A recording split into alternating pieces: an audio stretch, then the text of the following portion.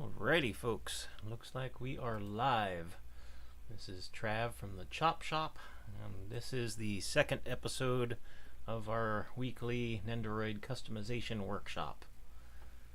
Say hi, April. Hello, I'm here in the background working on Chop Shop stuff and loving on guinea pigs. So occasionally I may contribute. Excellent. Well, we're going to be getting rolling here shortly once I've confirmed everything is up and running and looking right. And please give lots of positive feedback to Trav because he worked very hard to get better visuals. We're using a different camera this time, and I think it's making a world of difference. So, kudos to us. Good job, That's honey. right. That's Good right. job, honey. It's an upward battle always. So, we do what we can. We bought this Canon EOS M50 last year to kind of improve the quality of our streaming when we were doing whatnot auctions. And I'm not a photography person, so I kind of had been fumbling through all the different settings for quite some time, trying to make sure that everything was looking right, and I could never quite get the right settings for it, and the exposure levels were always weird, and everything was dark, and eventually I kind of had it when I was using these cheap little webcams that Dan's been using on the Nendoroid parts swap stream that goes on every Sunday, and realized that for this purpose those were kind of inadequate because we needed to be able to see pretty good detail. But at any rate, eventually got this camera stuff kind of figured out, and I wheeled in our mobile computer station from the other end of the chop shop and got it hardwired over here by the crafting station, and now we have a good solid connection with a decent picture and decent sound, so I'm much happier than I was yet last week. So, at any rate, if you missed out on last week's live stream, it is up on the YouTube channel, and you can check out and see what we did last week. But we're basically making kind of anime-inspired renditions of the four main characters from The Wizard of Oz. And so we've got characters such as the Tin Man, work in progress here, and then parts for the Cowardly Lion, Dorothy, Five parts characters. for the... Toto. Oh yes, Toto. Can't forget Toto. There's our little Toto. And the Scarecrow, of course. And basically the purpose of this stream is to kind of give you a good kind of perusal over the different types of techniques used for customization. Everything from just simple part matching to, more involved things like, sculpting and remodeling, the plastic figure parts and all of that good stuff. So I hope to show a good range of different things, and if you're working on any custom projects, bring them along and tune in and share in the channel what you're working on, and we will definitely try and answer any questions you might have regarding techniques and materials and what we're doing, or if you're running into a problem on something you're trying to work on, I might have some insight into it. Alright, well, where we left off last week, we were working on just kind of cleaning up the Cowardly Lion's setup here. It used to have a couple of little eyes and nose on the mask, which we filed off, and we did kind of a little bit of a surface level repaint on that and the mane to kind of even out some scratches and stuff that happened when we were filing off some of that, and just kind of cleaning it up a bit. And then we popped the bow off of the torso here and filled it up with milliput epoxy, because the bow was going to block the metal from sitting flush on the body. So now that's going to sit nicely, and we'll clean that up today and make that work. And then the face is more or less going to be used as is. We might make some modifications as we get near the end of it, but the Cowardly Lion is definitely the easy modification out of the 4. So we might not have to do any alteration there. That's simple face swapping. For Dorothy, we're going to be doing some heavier kind of remodeling of the hair today.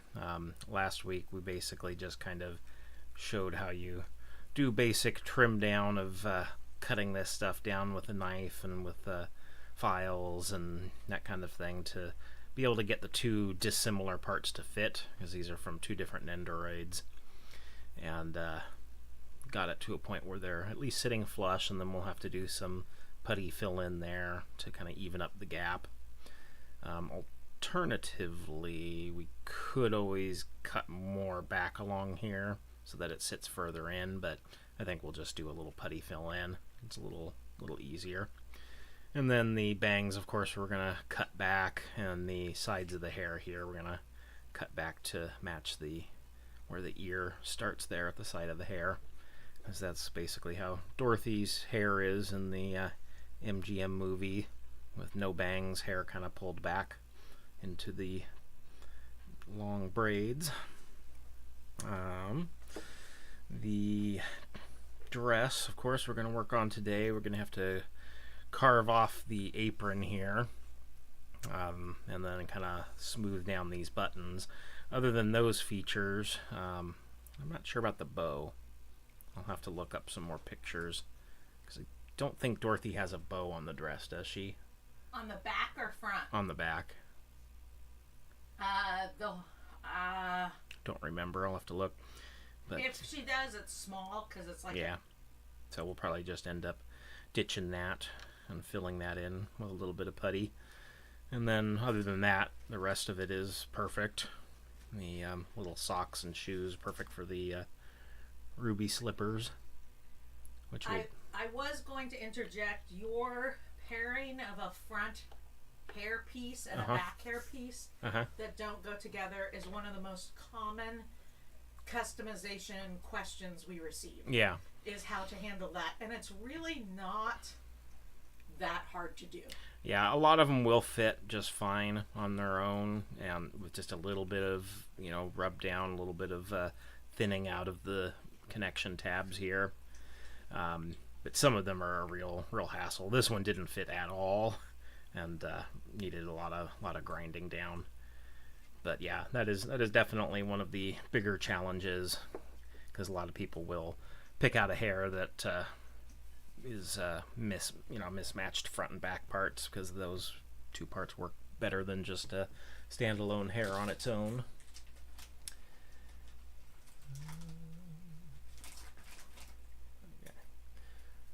Alrighty. So yeah, the other thing we worked on was we got Aang, and this is going to be for the Scarecrow's kind of sack head. And with this, we might actually get rid of the ears on there, just so that it's completely flat and smoothed out. He won't have a face. He's going to have some little button eyes. Aang did have his little arrow airbender symbol thing over the top of his head, which I didn't realize was actually 3-dimensional. So I did a lot of carve down of that. Just kind of initially with the knife, just kind of shaved it off, kind of whittled off the little bits. And then took to it with a couple of different grits of sandpaper. Got kind of a heavier grit. I think this is about a 120, maybe 100. Well, that might be even lower. Let's see. I don't know. No number on it.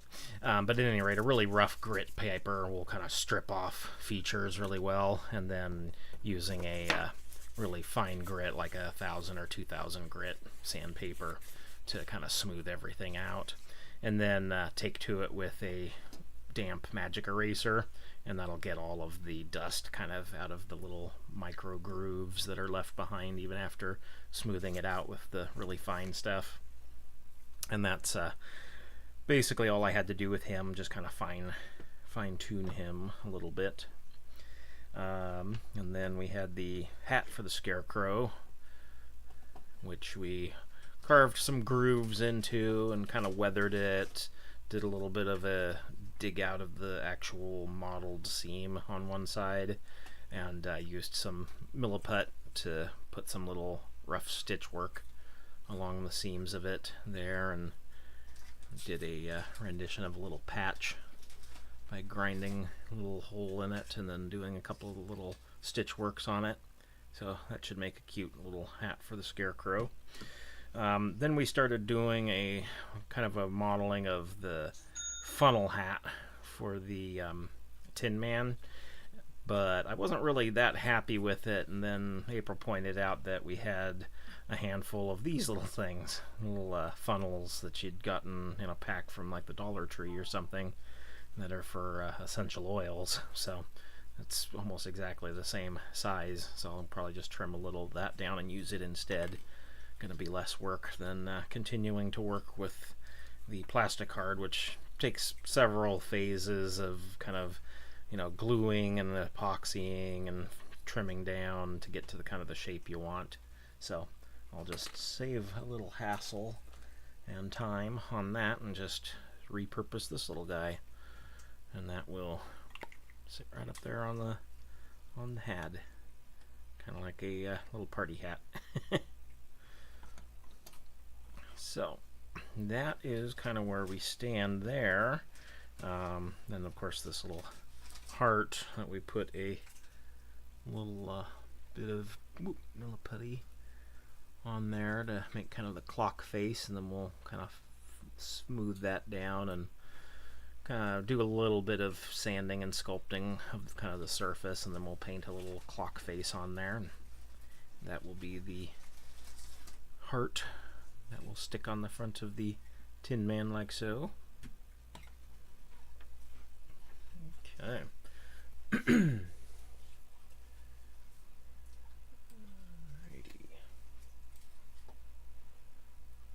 Let's see, just fiddling with our settings here.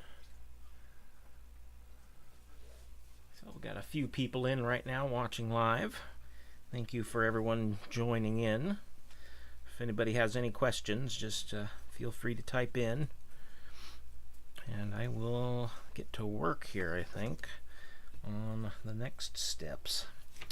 I think what we'll do is we'll start in on the hair for Dorothy. So we'll go ahead and slide a few things out of harm's way, because we want to avoid some of the dust and debris that's going to come off of this bit. Very dusty workspace sometimes. Okay, so I think with this guy, probably the easiest thing to do is put it all together and just use a pencil, and then we'll kind of just draw a line for where we want to carve kind of the bang, or the side of the hair here, up to where it's going to meet the bangs. And then on the front, we're going to kind of carve all of this away.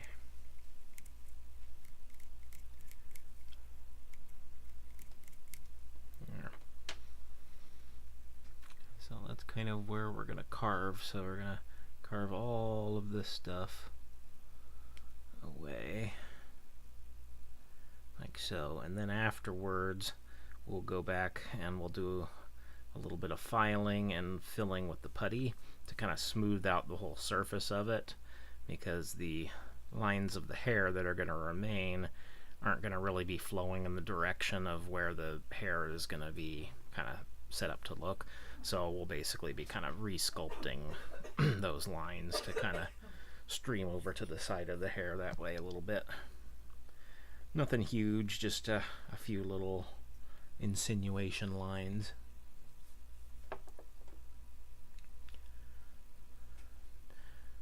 Hello, Patooey Cat.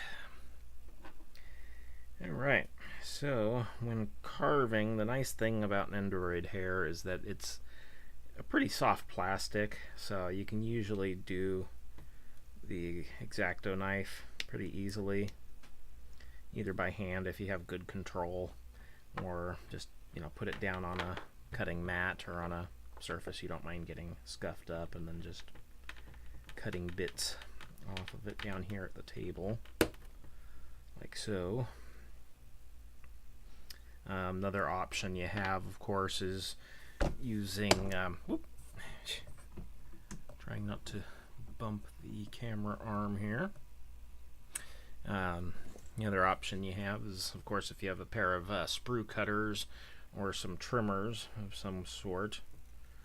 Those are another good tool to have to kind of do the rough cuts, just kind of nearby where you want to cut stuff off, just because they're, you know, pretty thick, and they're just going to give you a kind of a messy cut, and then you can go back and use the knife and files and stuff like that and kind of clean it up.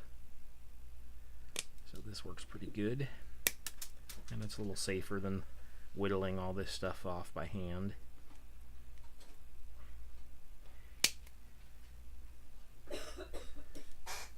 Cannot tell you how many times I have cut myself over the years with an X-Acto knife. I do a lot of Warhammer 40k modeling and painting and stuff in the past, and just kind of started getting back into it with my younger son, who's a high school student, getting into it with his friends, though he hasn't really gotten very far in the modeling process.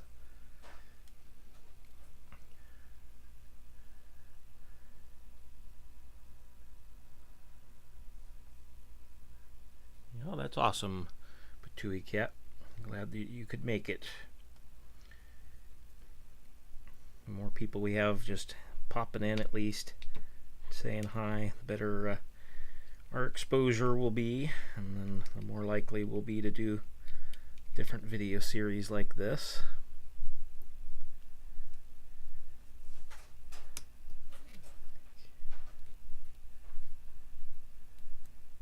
It's hard getting a start on getting followings on this type of thing, getting the word out and finding an audience and all of that, but it does really help you know, support the hobby, and also helps bring attention to the chop shop for our business, for getting all the parts for these things.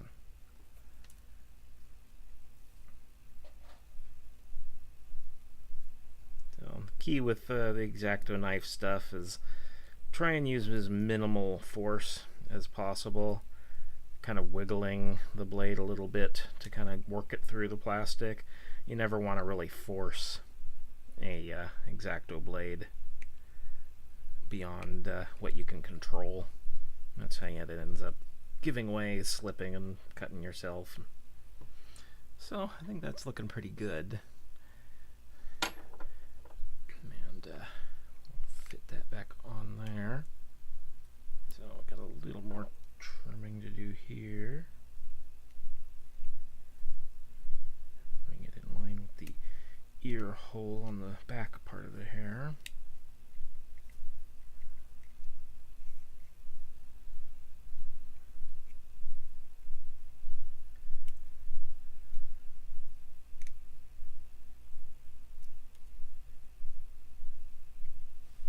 So then here we're kind of just trimming down the back edge so it kind of slopes in and to kind of meet, because there's a pretty big overhang here of the front hair to the back. So we'll kind of be working on trimming that down to kind of slope down to meet the back hair a little more flushly. If it looks like you're ending up having to cut too much off of the front part to really make it connect, and it doesn't look right, you can always just build up the back part by adding a little putty to come up to meet it as well, which we might do a little of that. But I think the shape of having kind of the narrower part kind of coming in here is better, so I think trimming down is going to be the better path for the overall appearance of it. So while we're working on this, we'll go ahead and pull off the ponytails so that we don't accidentally break the ball joints, or that gives us a little better control too. So when in doubt, take off the extra parts that you're not having to work on.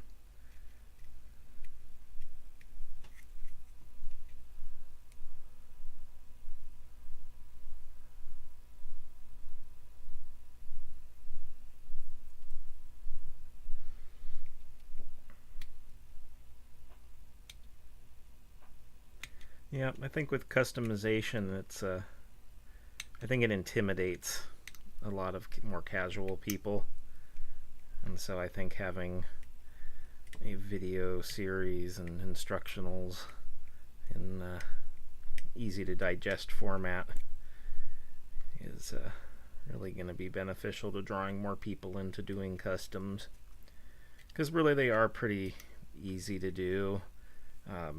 At least the kind of basic stuff, swapping out parts, repainting them, doing a little bit of modification.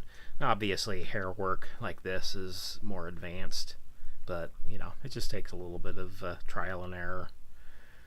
And on the chop shop, we've got, tons of, different hair parts that are, in fair or poor condition, things that people have already customized before, like this hair was something we got in a lot that had some, some cheap custom bits that they didn't use. And so getting a bunch of that stuff really cheap, or when we're having a really good sale, stocking up on just some of the cheapest hair parts and bits possible, so you can kind of do some, just playing with it and seeing how it works for you is a good way to go. Okay, so we're just going to kind of trim down the big sections of the hair that stick out, so that we're kind of making this as flush as we can, so that we're not having to use a ton of milliput to build it up, because then it would end up looking too thick. We kind of want to avoid that. That's the one thing about the milliput. When you work with it, it's not really a good medium to work with for fine detailing when it's wet. So you kind of overbuild it when you put it on the figure and get it to kind of the rough shape, have it fill in all of the holes and grooves that you want, and then kind of let it dry, kind of work it a little bit into the shape you want a little more specifically, kind of as it's drying, and then just let it cure overnight, and then come back to it and start, sanding and filing and cutting it back so that it's getting as small as you need it to be. Otherwise the features end up being pretty thick and muddy.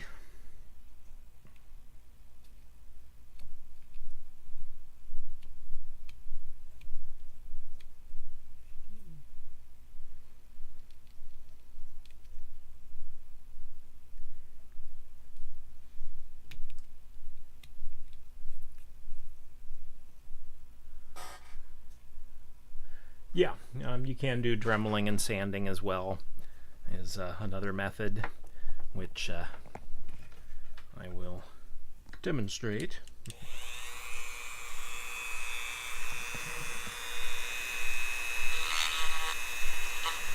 The only thing to remember with the dremeling is that the high speed will tend to heat up the plastic quicker, and so you'll end up with a little bit of warping or bending, or you'll end up with some kind of melted plastic flashing kind of left over that you'll have to then go kind of trim off and sand down. But if you've got like a big surface that you're kind of working with, that you're really wanting to get kind of a rough grind down on it, to kind of reduce the the thickness and shape of something, the Dremel's good. It's kind of a fast way to tear down most of it, and then you go in with the files and the sandpaper and stuff with a little closer level of work.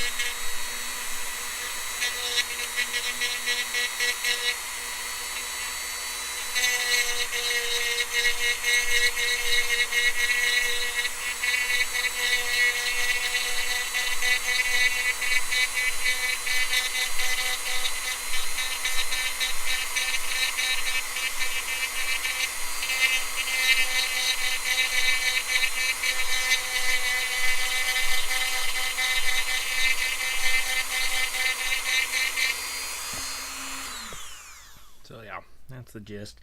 Thing too to remember is with the Dremel tool, you want to go in just really lightly at first, because if you catch too quick, then it jumps like it did here on me a little bit. So that's the only thing to be aware of with the rotary tool, is the kickback can be kind of a pain sometimes.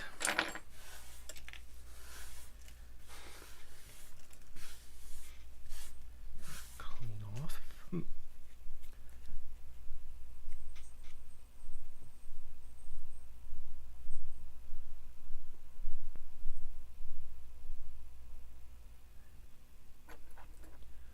Okay.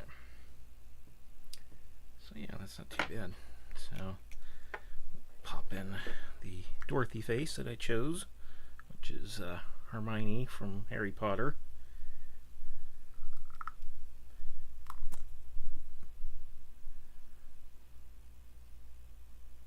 Yeah, liking that.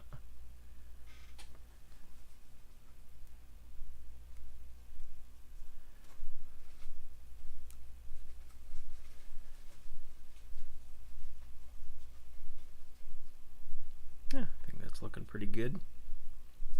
And then of course with the bangs here, we'll thin down on the front end of it to kind of taper it down towards the forehead a little more. We do have quite a big gap in here between the forehead and the inside of the front hairpiece, so I may actually go ahead and go with plan B on fitting these middle parts together and actually kind of trim this down to be flatter and trim this so that it'll fit deeper into it and closer to the forehead. So I'll just take a pencil here and kind of roughly draw, kind of shade in the area that I want to carve off. Kind of this is kind of a nifty little trick just to give you a little bit cleaner template to work with, and then you can kind of adjust the shaded in area by erasing or filling in more to kind of get a good picture of where you're going before you actually start cutting stuff off, just to kind of avoid cutting too much.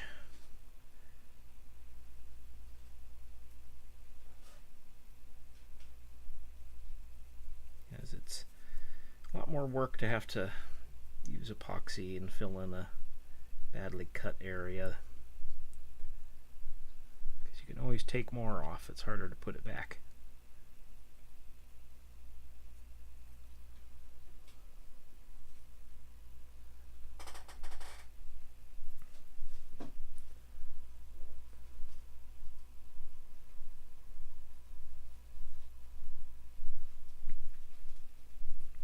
Yeah, honestly, I find regarding kind of over carving with the X-Acto knife, at least with myself personally, I find I have a lot better control over the X-Acto knife than I do with the Dremel even.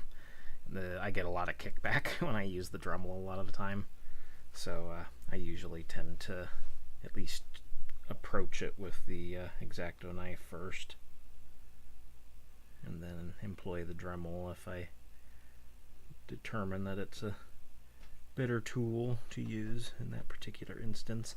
In this instance, I think the Dremel is going to be a better option just because of what we're trying to cut into. But we'll see which bit works best. So this one I've just got kind of my flat-headed spiral cutting bit, which can be plunged in pneumatically like a drill bit and works pretty well, or the side of it can be used to grind down surfaces. So this is definitely one of the more versatile bits. Generally you always want to use metal bits on on the plastics. There's a lot of like sandpaper discs and sanding drums and that kind of thing that work great for wood. In plastic, it just tends to get stuck, in the pulling out here. Tends to get stuck inside the sandpaper material and just kind of builds up and becomes pretty much useless pretty quickly. The same thing with there's also stone bits, because you can see actually with this one, it has gotten really caked up with, I think that is actually milliput. Yeah, it's probably using it to sand down some milliput that wasn't fully cured, so it kind of stuck to the sides of that bit. So we avoid that. Let's see here. Let's try one of these sanding discs and see what it does in this instance.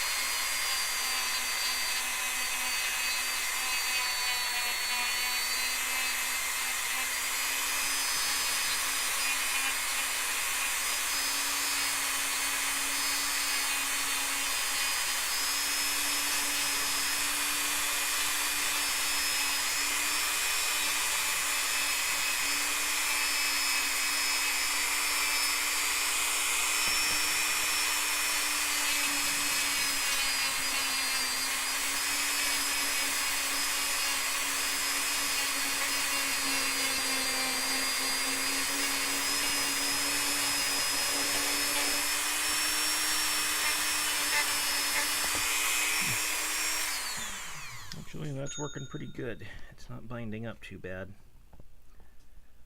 So, I'm getting a pretty good straight line there.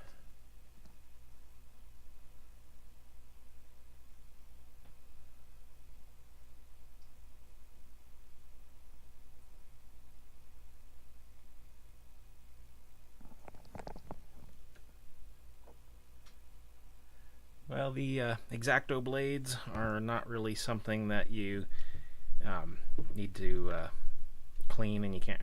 I've never really sharpened them. You basically just use them until they start getting dull, and then when you buy them as a little box like this, they've got this little spring-loaded feeder here that the new fresh blade can pop out of. And then you stick the old one right inside the built-in sharps container. And so you basically just use them until they kind of wear out. And yeah, because you definitely want to work with a fresh, sharp blade as much as possible. Otherwise, you end up, once you feel like you're starting to force it a little more than you usually do, that's kind of when you want to make sure to swap them out. It just kind of depends on what materials you're cutting into and how much you're using it. Mileage will vary.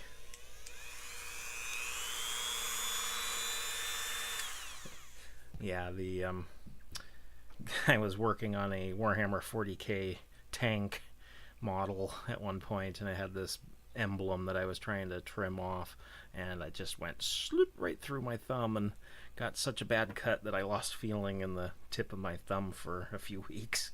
It was pretty bad. Not fun. Felt pretty dumb there.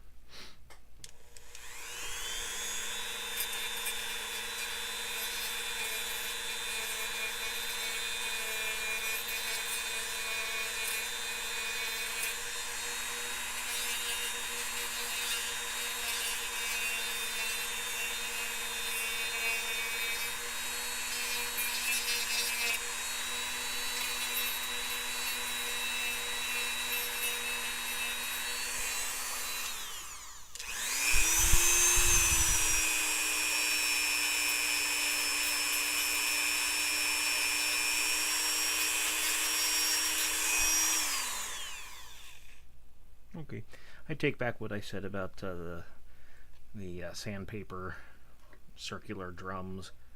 They don't tend to bind up as badly as the stone ones. Tend to clog up with the melted plastic. But for this purpose, these guys seem to work really well, and this actually is a good tool for cutting down the seam area here between the hair parts, because you can grind down the tab, and it also stays flat along the inside of the hair front, and likewise can just be used to grind down the hair front, thinning that out. So that works pretty well. So now we got more of a gap all around, so that means we just have to shorten this up, shorten the tabs.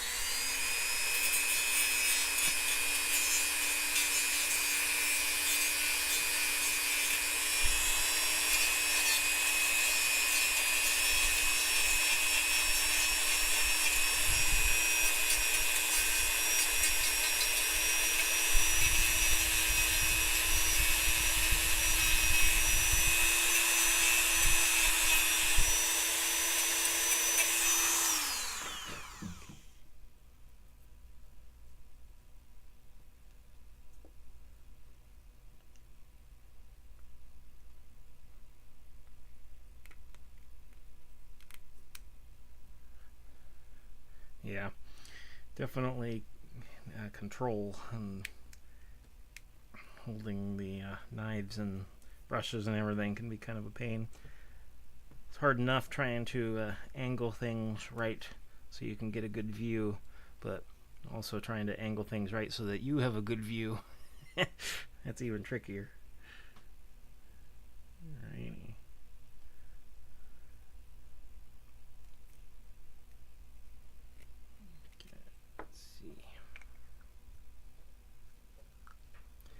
Now another thing too, to kind of keep in mind when you're working with stuff is if you have a faceplate like this Hermione one that I'm not going to really have to do any work to, because I think this makes a really cute rendition of Dorothy.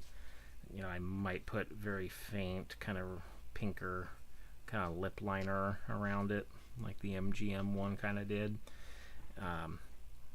If there's a faceplate that you have set the way you want it, you could always set it aside just so that you avoid having it be in the middle of the fray, and just use some, crappy stand-in in place to do the test fitting and everything with, so that you're not handling the one you want to be the showpiece as much. So I'm going to actually step over and grab a crappy faceplate from our scrap faceplate bin. Oh, we don't have any crappy faceplates. What are you talking about? There, I guess we can use that one.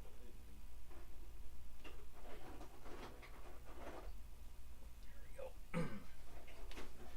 So who is this, I wonder? Any guesses? But yes, we'll just use that as a stand-in while we're working. So it is also a post 300 faceplate in the same vein. Yeah, that's one of the Cancolds. The one of the pretty nondescript ones.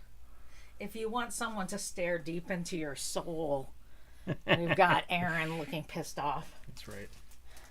Is that his usual state of being pissed off? I don't know. I've stayed out of the Attack on Titan world. Yeah. Too violent.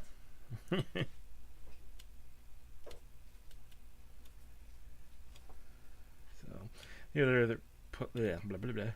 the other plus side that I find with working with the X-Acto knives is that it's a little bit easier to kind of know how much you're tearing off of something. When you're using the sanding bit, it just kind of happens so quickly, it's hard to kind of keep track of how much you're trimming off.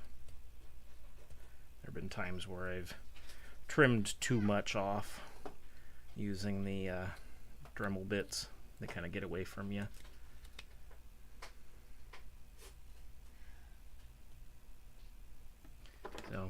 every tool for its purpose, and different techniques will work better, different tools will work better for different people in different situations. There's no hard, fast rule for what tool to use for what purpose. Okay,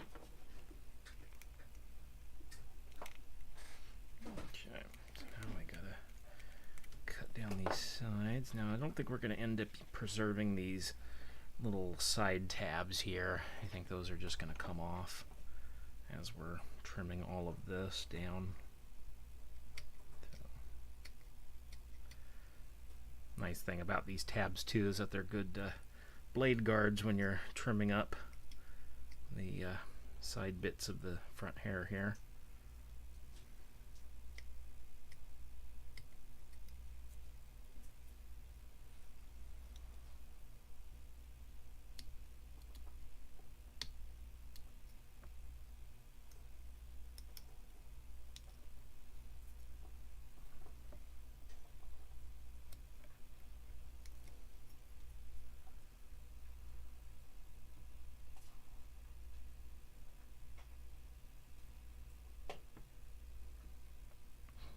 It's one of the Can Coal girls. We're not sure which one.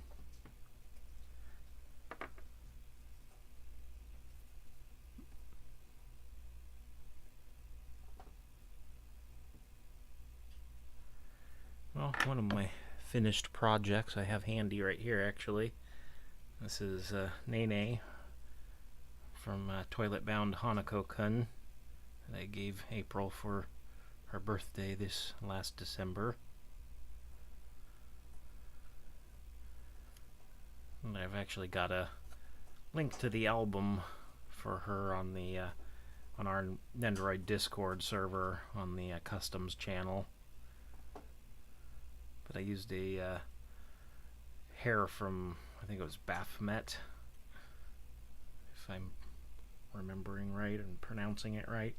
And had to do a lot of resculpting of the front hair here and putty sculpting here for her little Megatama, and the swooped hair from the bangs that goes under the overhanging pieces like she is. And then the forget which uniform I used, but oh yeah, I used the dress from Lily from Pokemon, and then used plasticard to do the kind of the collar and lapel bits for the uniform. And then that's Milliput, a little bow from somebody, and did plasticard to mold the pockets there on the side of the dress. Basically just trimmed it out of the plasticard sheets here, just real thin hard plastic sheets that you can use to build up three-dimensional features on the figures, which is what I made the Megatama out of. And then we got feet from, I think it was from Stocking, from Panty and Stocking. But yeah, she came out really cute. And then the only thing I had to do on the faceplate was I kind of extended the eyeliner off to the side a little more, like she has, and thinned up the eyebrows a little bit.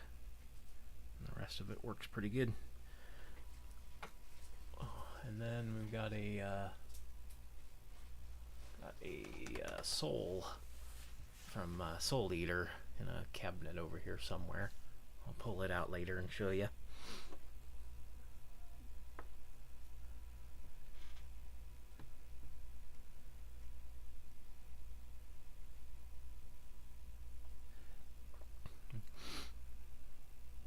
Okay.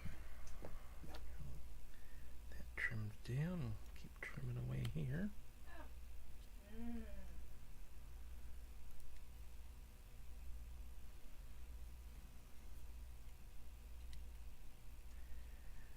Doing hair modification definitely is the more time consuming aspect of a lot of this, just because you don't want to go too quickly and end up, over carving something. You just kind of want to take it slow in little phases. Another handy tool, of course, is a good file. Once you kind of get the basic shapes down, you can also grind out parts a little easier. These are pretty old files, though. This is actually in pretty bad shape. Not much grip left on that one. Let's see there.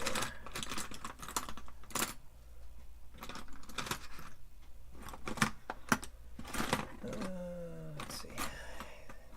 Sure, I have more files here. Red-handled ones. No, maybe not. Might be time to buy some more files.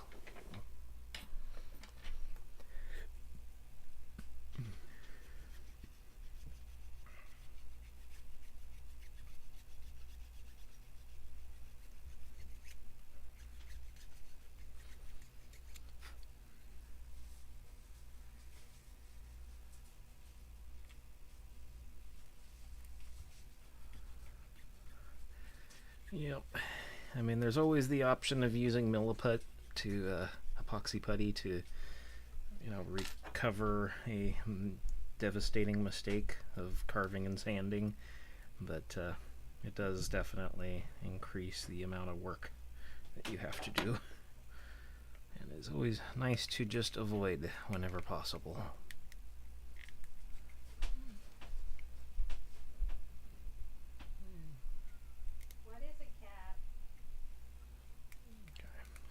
Still on the road to trimming and evening out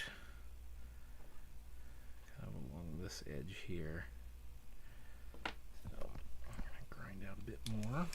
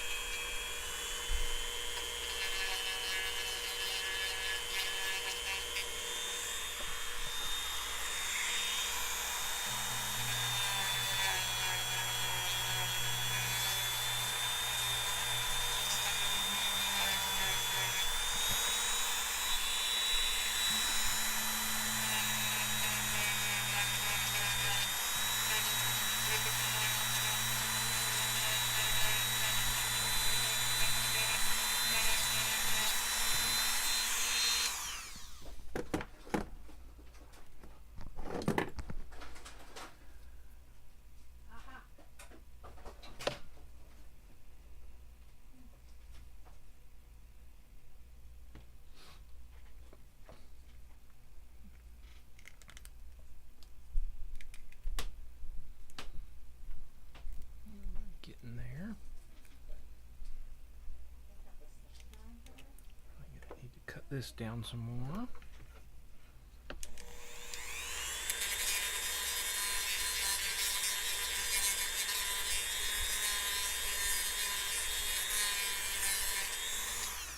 So there's kind of the effects of the plastic heating up. Kind of see that frayed plastic left behind that you have to then go and sandpaper or cut off. That's the only major drawback of working with the Dremel, other than the kickback, of course. There I go again.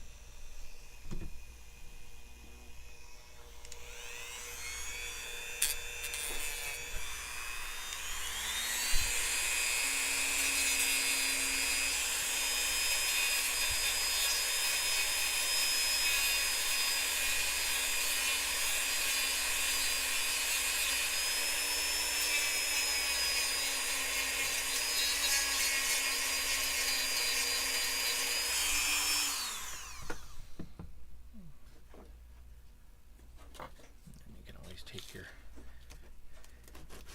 sandpaper on the table. That's a good way to get everything all evened out, leveling wise.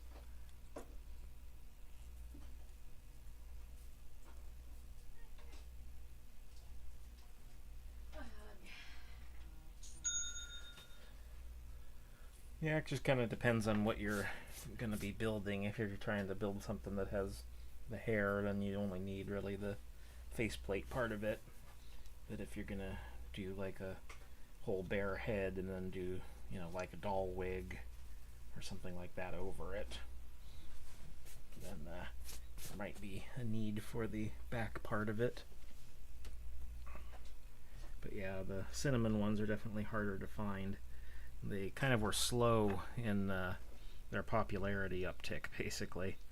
And so Good Smile didn't do a re-release of the cinnamon ones right away when they did the re-release of the other three. And so they ended up becoming a high demand item when people finally went, oh yeah, I could use those.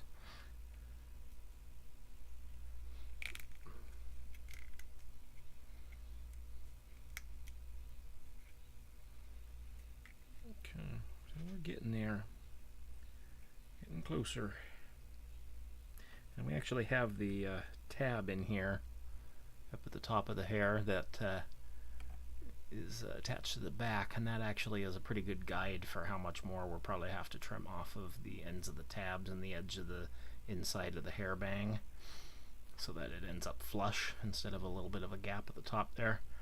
And that will pretty much close up all of this gap at that point. It's always hard to tell kind of when you're pushing pieces together and test fitting them and then it stops. It's like, okay, is it stopping because of contact to the inside of the hair rim somewhere, or is it stopping because of the tabs in the at the back of the front here? Hello, cat. Oh, I know, it's your lunchtime, isn't it? Go tell your mom. Yeah, I'm coming. Our cat is quite demanding. Do we need to go feed you? Yeah. Okay. All right, let's go feed you.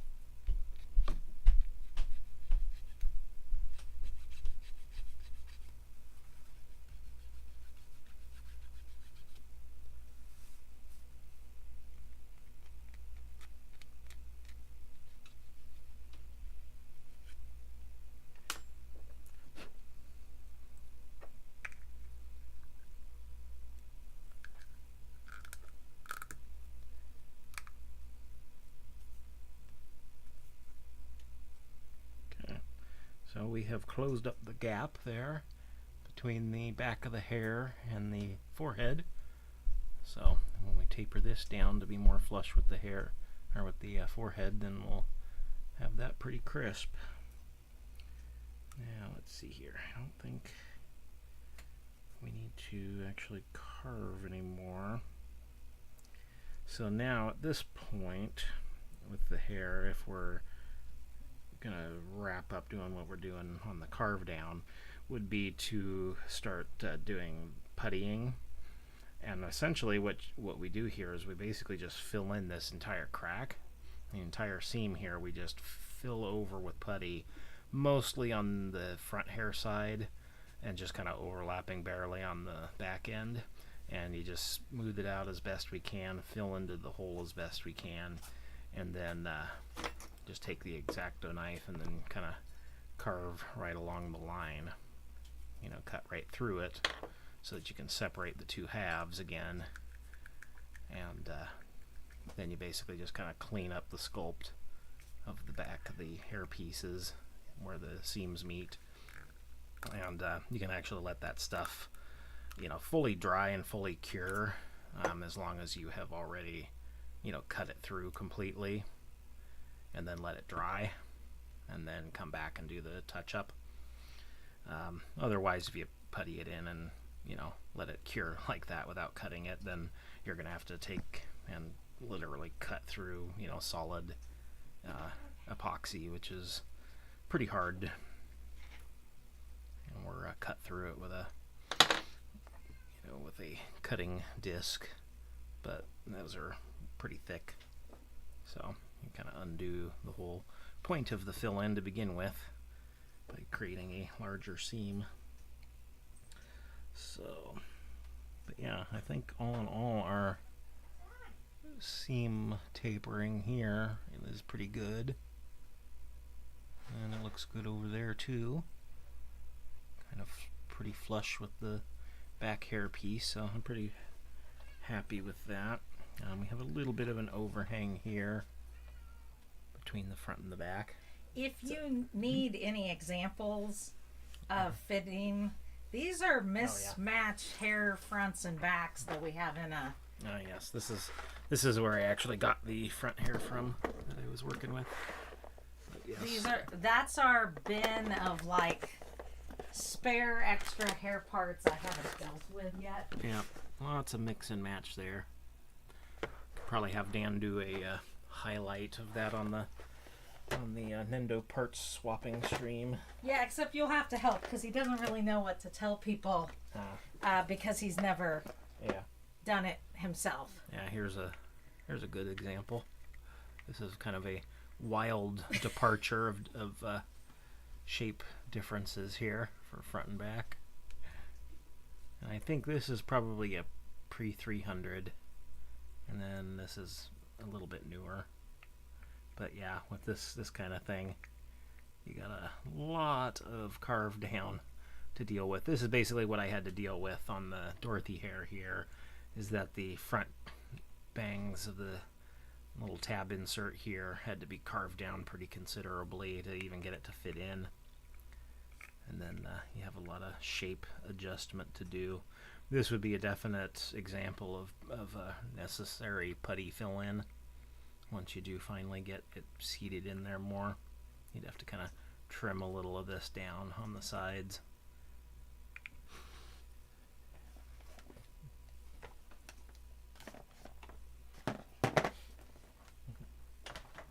Yeah, the key to separating them, is definitely just making sure it's cut before you sit it and leave it to dry. So, in this stage, we're going to do a little bit of grind down of the front bangs here. So, we'll just take out the face plate, and we just get it as sealed tight as we can. And then here, with this overhang, you can kind of just do a little bit of sand down if it's just something really subtle, or use the grinder.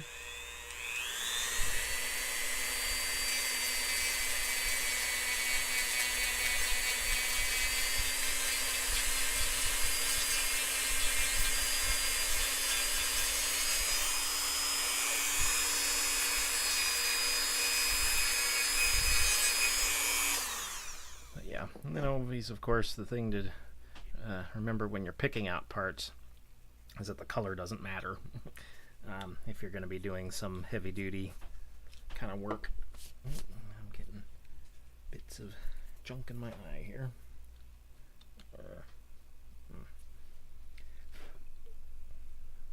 I wear glasses, so eye protection is inherent. But it never seems to stop things. Okay.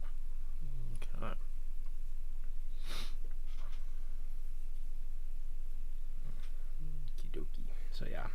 So as you can see, it does a pretty rough carve down when you use the grinding discs. And then you have to then kind of clean that up with the rough sandpaper, and then clean it up with the softer sandpaper, using files, all that kind of stuff. But it's pretty straightforward. But then he decided not to go up and eat it.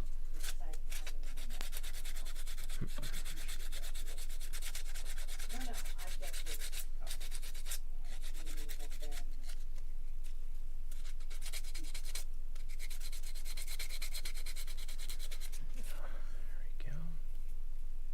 So, and then the discs, of course, for the Dremel can come in a variety of different grits as well. You know, heavier duty or lighter.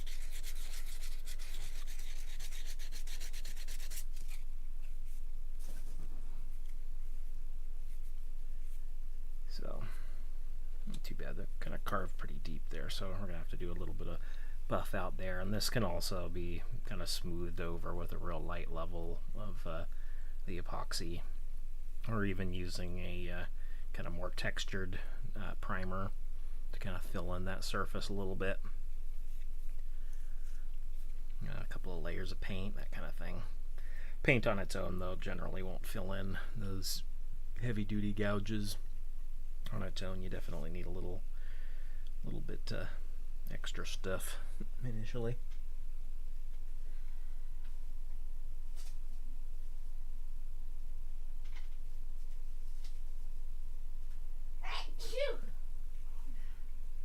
Yeah, it would be neat if we had a public-facing storefront to have people peruse through and do a in-person pick.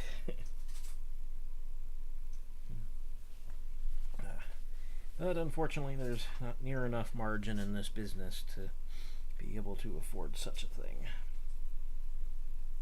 So we only got lucky being able to get into a bigger place that has considerable extra space for us to be able to do this.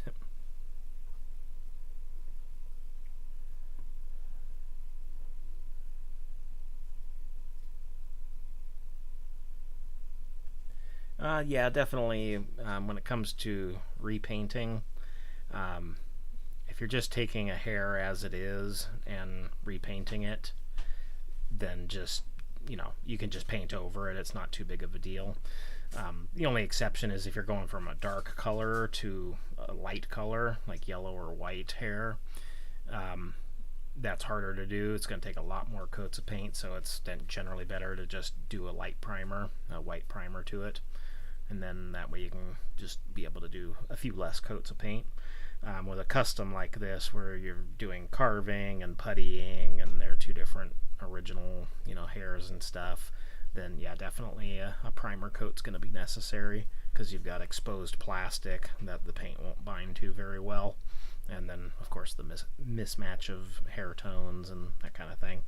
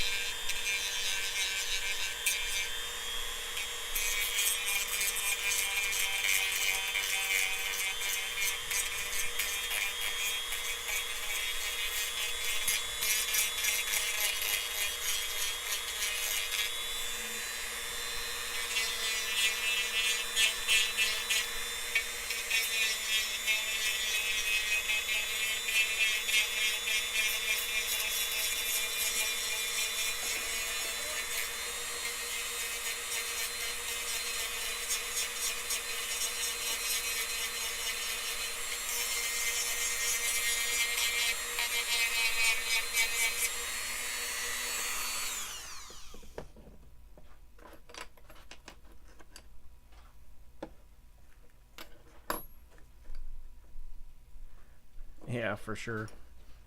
Portland is definitely a geek mecca. For sure. There's a pretty solid anime community here, and pretty much followers for every geekdom imaginable.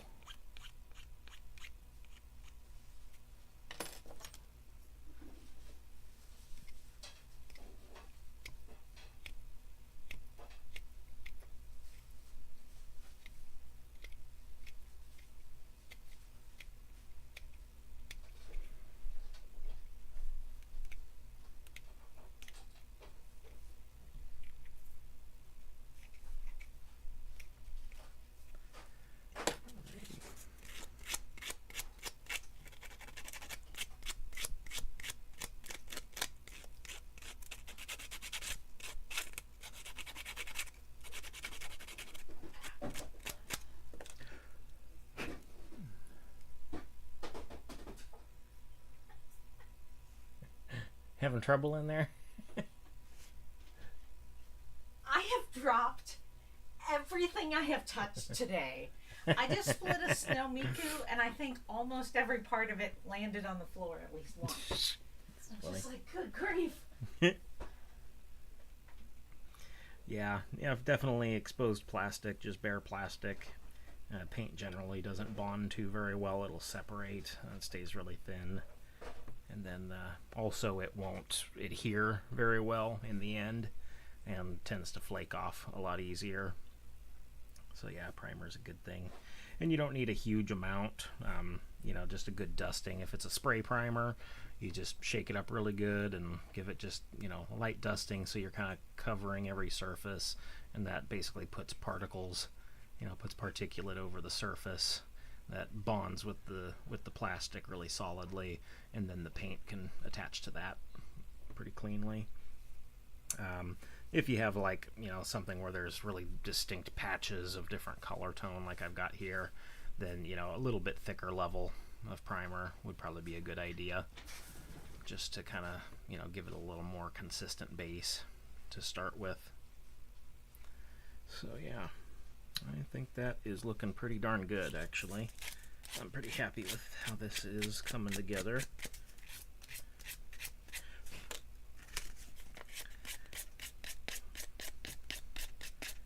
So definitely work in different levels. Work from rough cutting, rough carving, sanding, moderate sanding and filing, to finer sandpaper and using the X-Acto knife to kind of just touch up little detail areas and deflash things. That's the little extras of plastic left over from sanding that get kind of stuck to the edges of things sometimes. Just kind of work your way down until it's as smooth as you can get it again, as that will give you the best finish once you go to paint. Primers come in a variety of different types. I prefer working with Army Painter products, and the primer that they have is good because it is a textureless primer. It will coat, it'll cover. It's good on anything that you want to be, super smooth in the end, but that also requires that the figure, that the model piece that you're painting is already sanded down nice and smoothly, and then when you prime it, it'll maintain that smoothness. There's other primers out there like Armory, and then there's a lot of different just hobby spray primers and stuff. You kind of have to just test out a few things. Some of them will say like it's a fine surface primer. These kind will tend to have a little bit of texture medium in them, so just to kind of give paint and give it a little bit of grip. And these will tend to fill in minor imperfections a little bit and smooth those over, but you overall will have a less perfectly glass finish. It'll have just a very subtle kind of texturization to it. And then other ones like Armory, which is pretty old. I don't even know honestly if they still sell Armory stuff, but this stuff has a pretty heavy level of texturization in it, so it's not a real good option for small miniatures. For Nendoroids, it's kind of okay, but it's definitely going to give you more of a surface texture to it when you're done, which I like to avoid as much as possible. So yeah, I definitely recommend Army Painter. And then the same thing for once you're done at the very end and you give it a matte varnish coat. You do a few thin layers of this and let it dry for a little bit in between, and this is your finishing coat that'll prevent the paint from flaking off. I did not do a very good job on the Nene here of doing a matte coating here. You can see there's a few parts that have kind of flaked off there at the hair that I'm going to have to touch up at some point. And part of that is because I airbrushed this bit of hair, and that tends to create a bit of a texturization to the finish, and it isn't bonded quite as well to the paint as brushing on does. And so you really want to make sure you get a good saturated matte varnish on that, good coating on it to keep it bonded down and not flaking.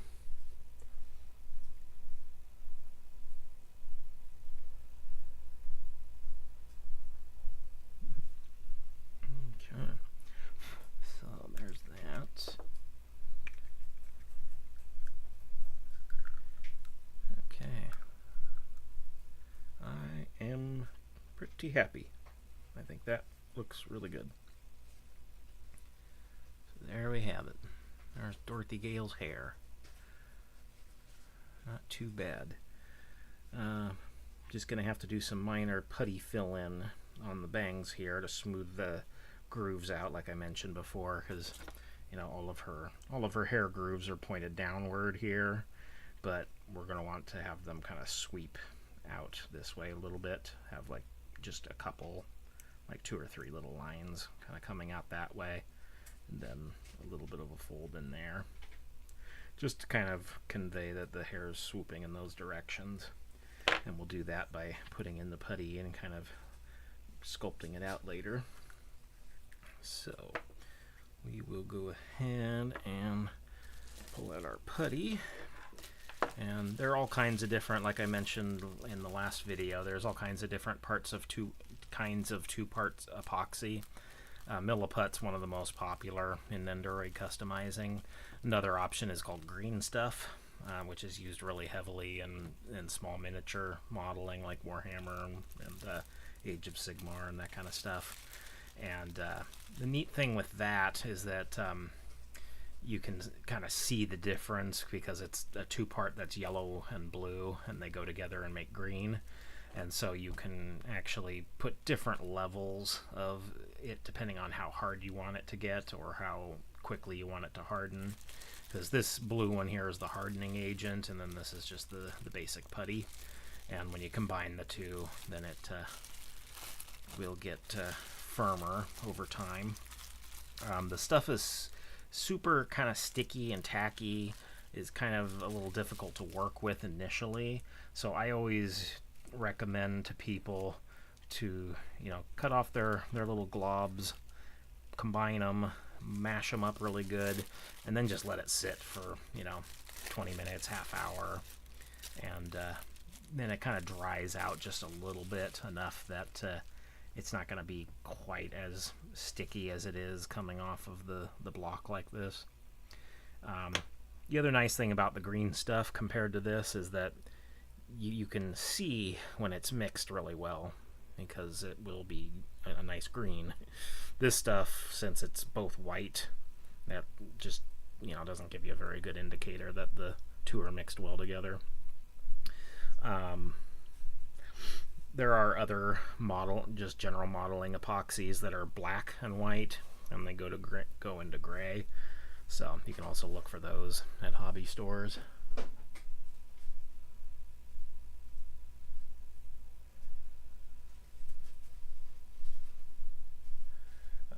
Which brand is that, Patui Cat?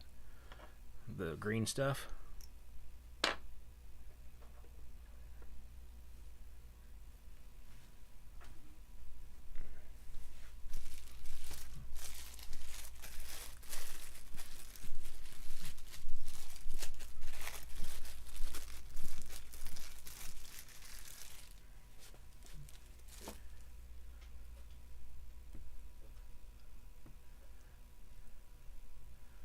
Yeah, if it's green stuff, the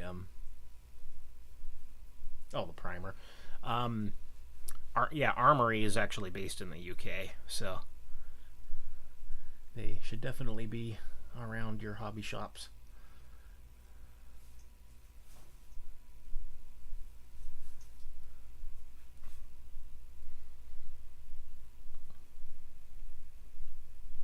Yeah, you've also got Games Workshop there too, but they're a little more affordable for you, but in general they're kind of a ripoff. And their paints are built with built-in obsolescence. They dry out within 3 months of opening them. Which is why I switched away to using using the Army Painter stuff.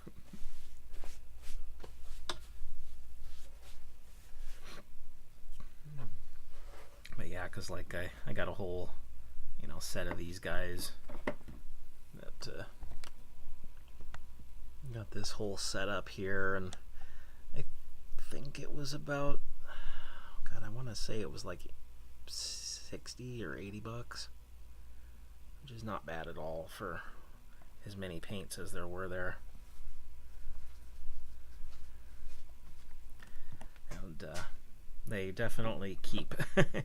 So I have not had any dry out issues with any of them.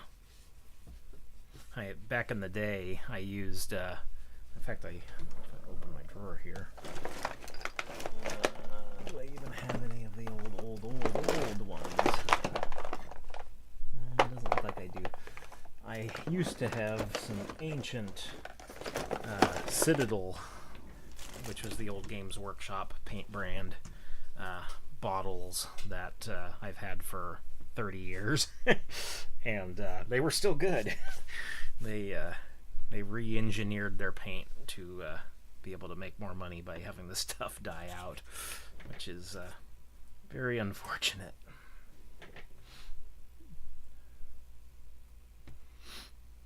Alrighty, so let's see what we can do here with some of the puttying. So just make sure everything's all sealed in there real tight. And then there's a falling blade. Guard your toes. So there's all kinds of different sculpting tools out there, and I am not an expert at sculpting by any means, so I just kind of use whatever seems to feel right at the moment. Most of the time I end up using the flat side of an X-Acto blade to kind of press things into place, and that tends to work out pretty well for me most of the time. But yeah, to basically just kind of work the putty into the grooves as best you can.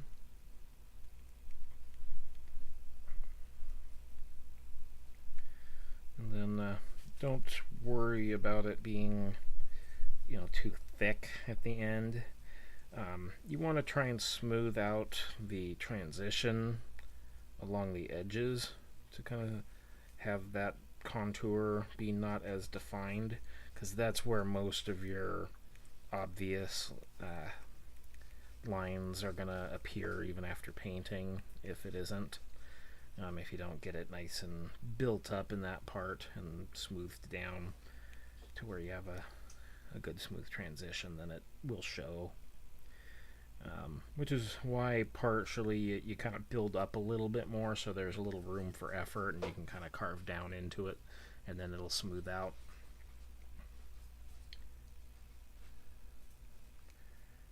So, and you don't need a huge amount, just a little Play-Doh snake worth. And as you can see, it's quite sticky and gets all over your hands. Definitely wash up, because epoxy's not the best stuff to get in contact with for extended periods of time, so definitely wash up frequently.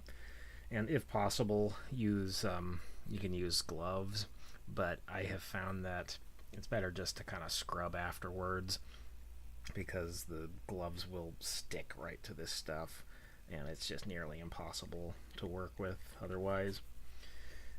If you get good at using the tools for sculpting, then you'll have a little bit better situation where you can just kind of tool everything into place, and then you don't have to make any direct skin contact as much as possible. It's probably a smarter way to work with it if you do it a lot. And I generally don't use the epoxy a whole lot, so I just tend to handle it by hand.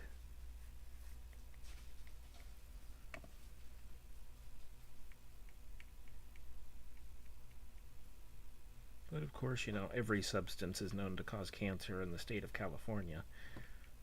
Ever notice that? Their labeling regulation requires like every product to have that now.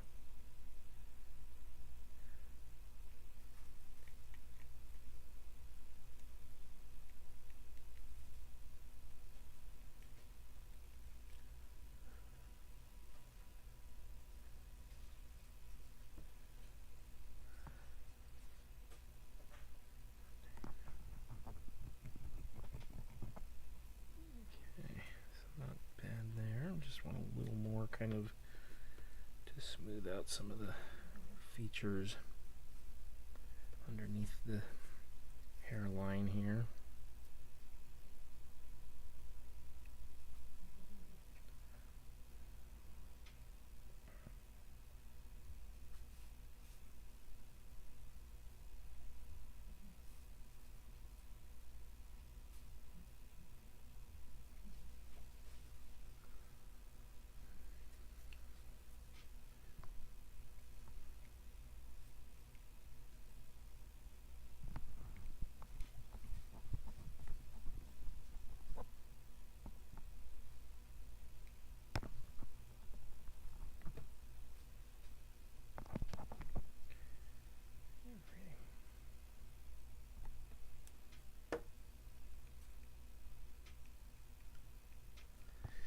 A little bit of a sticky mess. Okay,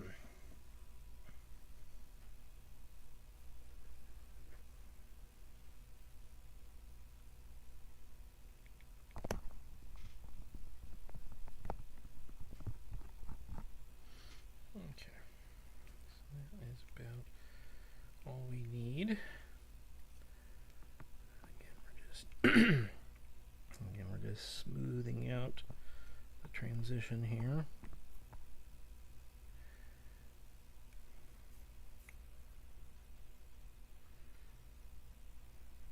Okay. Yeah. Now we'll just take a little bit of the putty and make ourselves a long, thin Play-Doh snake.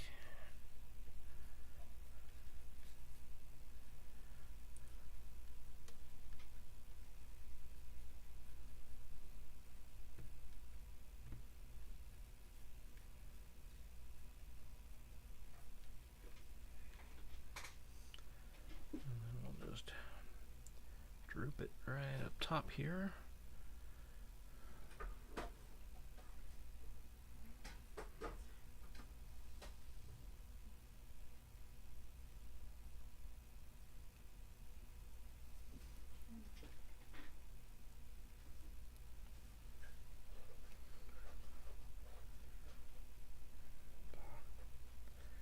Stuff is so dang sticky.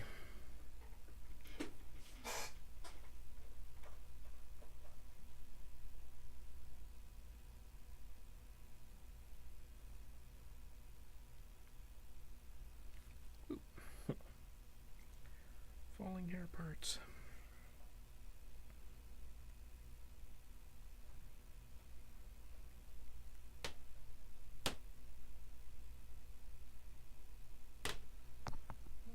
So here we're just kind of grooving it in there. Fill in the crevice.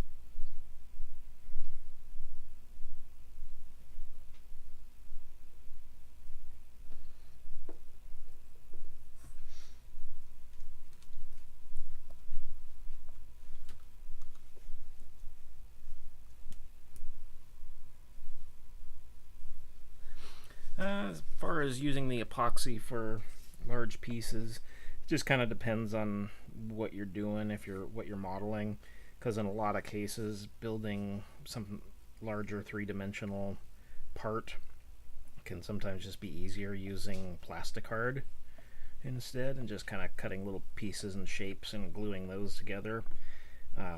You'll end up with I think a sharper finished object, depending on what it is.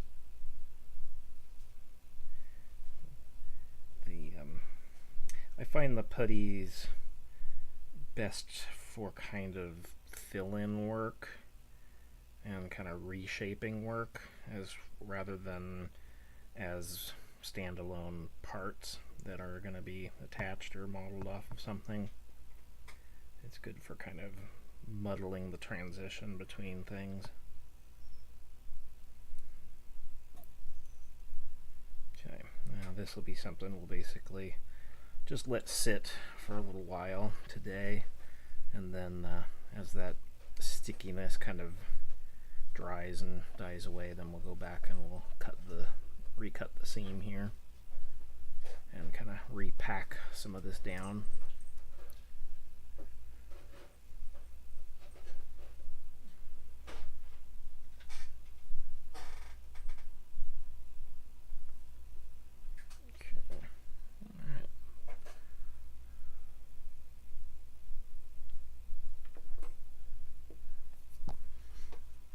What kind of large piece are you thinking?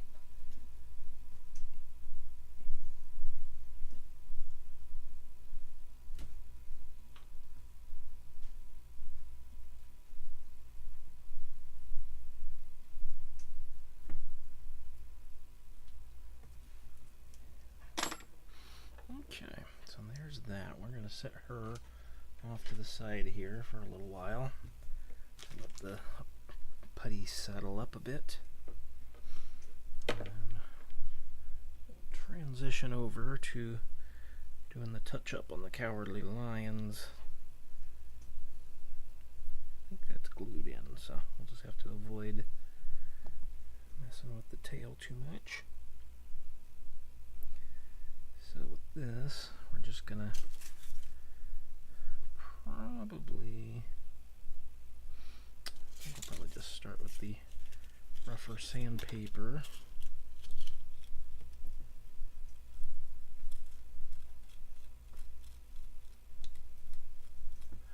I am unfamiliar with bleach. I know, shocker.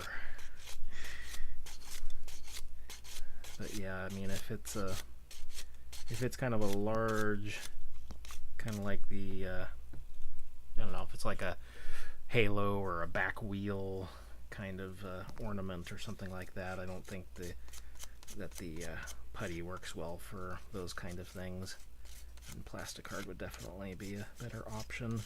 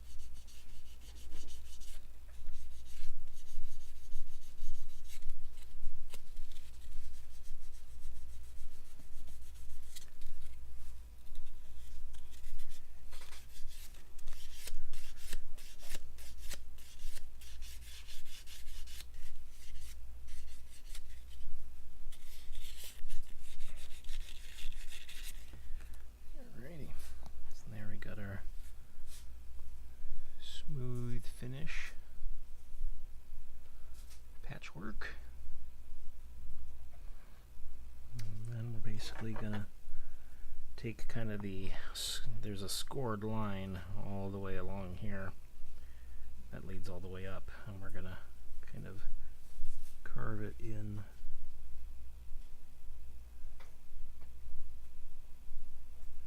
to the top, just kind of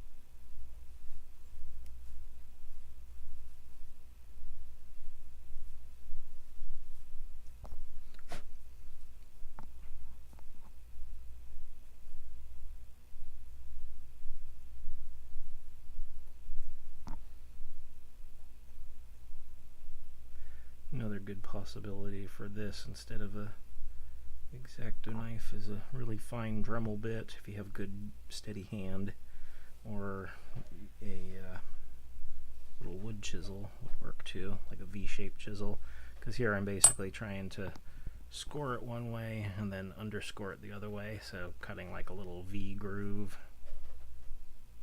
to kind of cut in, kind of convey that line more distinctively. Which I'm sure doesn't really show up too well on YouTube live streaming, but try it anyway. So, oh yeah, that doesn't show up too bad. So now we have our little full circle line, and then we just repaint it, and we're all clean and good to go.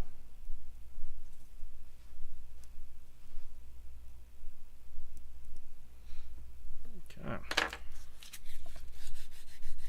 there's that.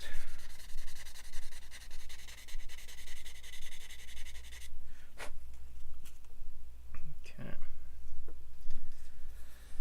Now, let's see.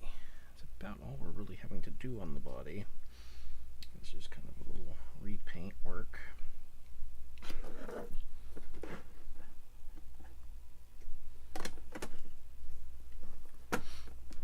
Okay. So then comes down to doing some color match work, which is always a bit of a challenge, but this was our wet palette that I highlighted last week. It's basically a tray with a little foam insert here that you get damp, and then a tissue paper top here. And with this, you can put a few drops of your paint on, and when you're not using it, just put the lid on it, and it will keep the paints viable for several days if you're working on something, which is great when you're mixing colors to match. Then once you get that just that right match, then you know it's gonna be good in this tray here for, you know, at least a few days, and you'll be able to match it up again. Okay. So shifting away from sculpting, going into painting a little bit more. So with these guys, I was using a variety of combinations of this kind of desert yellow brown color and the bright sunshine or demonic yellow in this case, and came out with a couple of tones that worked pretty well on the main, so we'll end up doing something similar here to touch up the body. If I get lucky and I get a tone that works pretty well, the problem is that this has been painted one lighter tone and then was airbrushed over with a darker tone, and so it has a bit of a gradient overlay, so it's going to be really hard to kind of consistently match the body color here. I kind of discovered that over here on the hood, because the hood has a darker color down below and it gradiated up to a lighter yellow up there, so I kind of ended up having to do a bit of a repaint on that whole surface. So alrighty, so we'll just mix up our paint real good.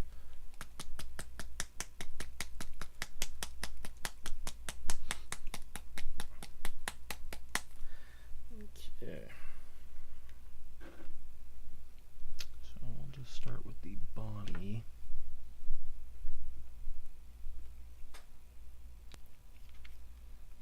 Now, let's see. Let's just test a little bit here. Let's see what the straight color looks like, because I realized that when I was mixing stuff yesterday, I may not have just tried the base color itself. Now that I'm looking at it, it might actually work, which would be fabulous.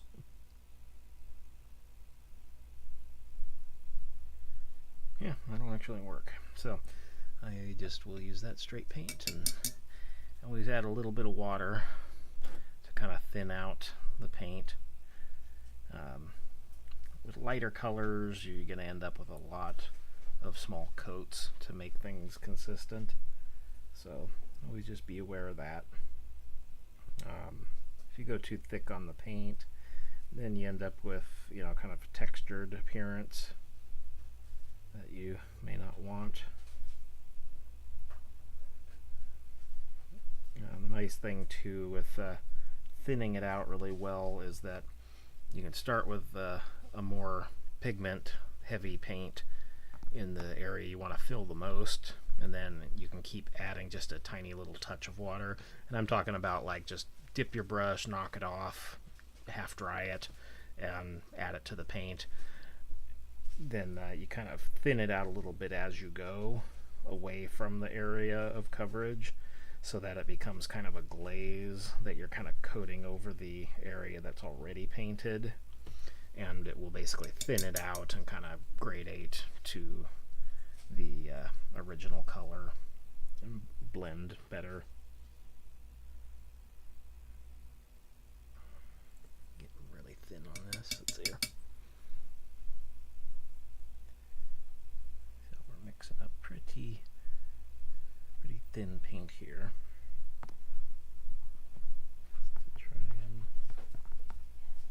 subtly connect the two if possible. And then I'm going to dry off and just kind of blend it.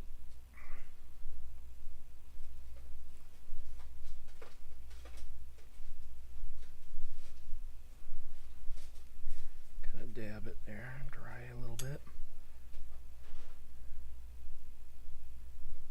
Just keep kind of blending the transitions. With pretty water heavy paint. Kind of dab it dry a little bit.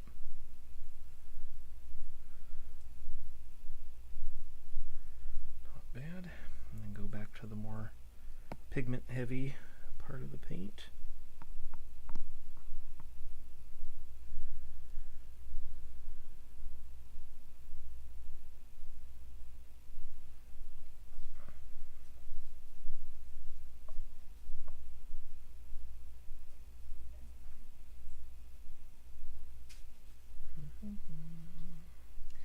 And it will take a few coats to cover up the white part of the epoxy.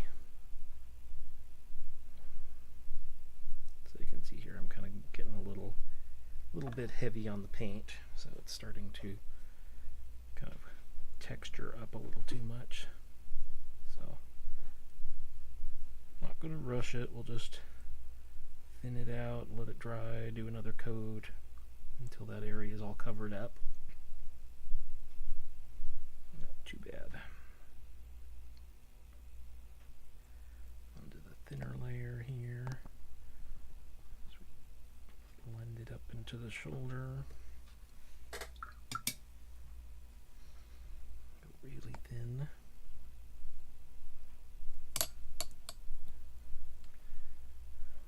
Hoping by next week I'll have a better setup in place for where the arm is, because I got the arm for the camera like right here in front of my face.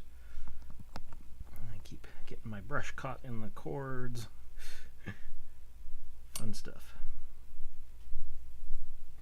Okay, so there we go. Not too bad. Getting there. Then we just kind of let that dry a bit, and we'll come back and coat on it a little more. So always remember, if you're working with multiple stages of sculpting and grinding and sanding and painting, that you keep your painted stuff that is drying still off to the side, so you're not getting stuff all over it when you're doing carve down and getting dust on it. Okay, so that is good for that.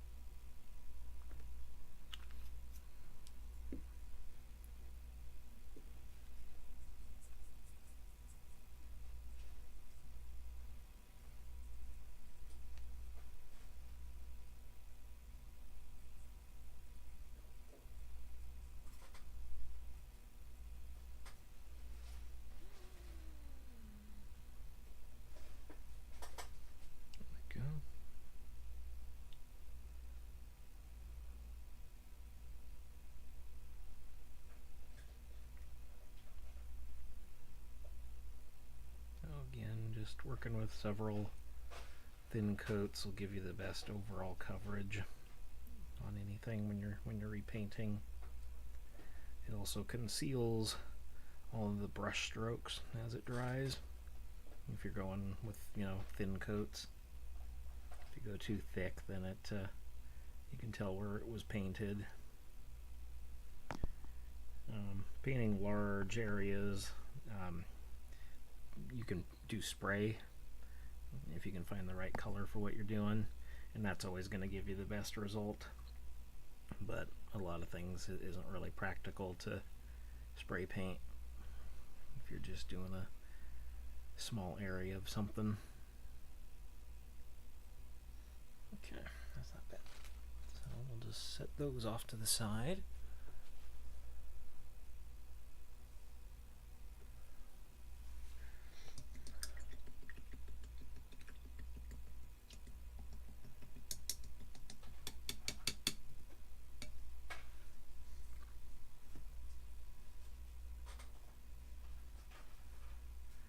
Yep, Wizard of Oz has always been a big favorite of April's. Me too. It was the movie I watched like obsessively when I was a little kid. I watched that and Beastmaster over and over and over again. Okay, so I think we can transition to doing a little painting here on our Scarecrow hat. Now this one is a little bit of a quandary because I'm trying to think about what kind of paint scheme I want to do for the Scarecrow, because I kind of want to do something a little bit different than just kind of reproducing the MGM version, and so I think the coloration is going to end up a little different, a little bit I don't know, a little more bright, I think, in a lot of ways. So I think I'll have to think about that. Alright, so we've got the head for the Scarecrow, and we're going to be using for the body I think this is Shifuyu from Tokyo Revengers, or yeah, I think it is that. And I picked that just because the body, the outfit is pretty baggy and works well for a Scarecrow, I think. So this is going to be a lot of kind of just rough carve down to kind of smooth things over, get rid of the features, and just kind of convey a droopy sack outfit. And then we'll go back over it and reprime and repaint. So, and then of course the head here.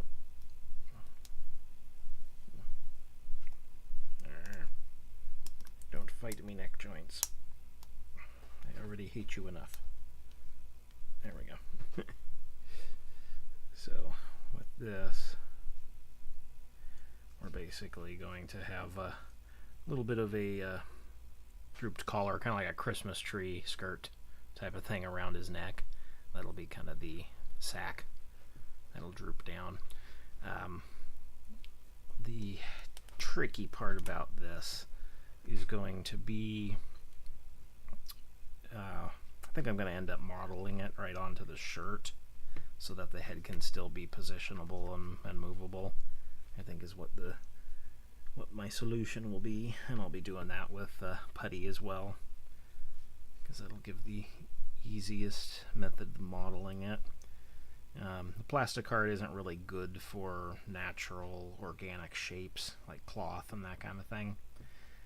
You can, in a pinch, model a decent cape with plastic art, because you can warp it and heat it and cool it and make kind of the nice ripples of a cape, but for this particular application it wouldn't be good. Alright, and then his body, or his head here, I'm still a little bit in debate whether I want to just remove the ears or not. I think I will. Get rid of the ears.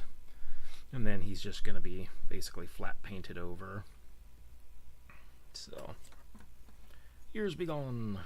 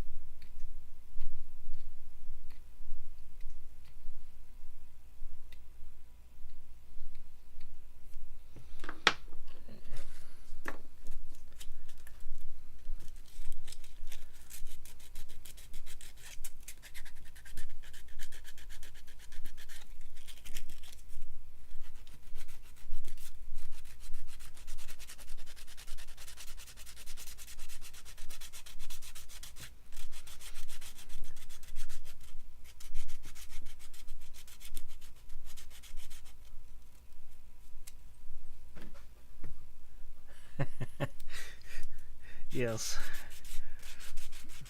But you know what? That's what these parts are here for, is for customization.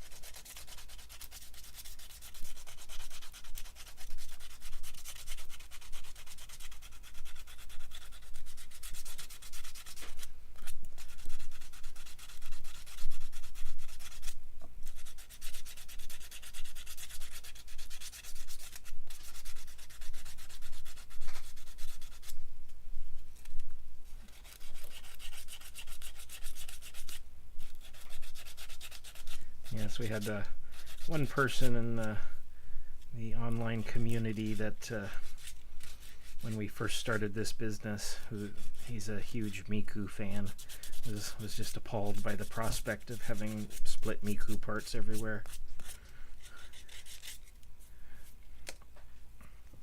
Yeah, there we go. So there's the rough sand down, and then the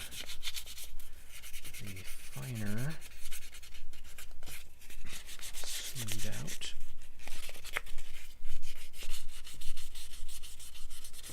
And then with face plates, if you're redoing the eyes and whatnot, acetone, like nail polish remover, just wiping that on, letting it set for a second, and wiping off, rinsing it, kind of doing that, rinse and repeat with that to get all of the eyeballs off, or whatever parts you want off.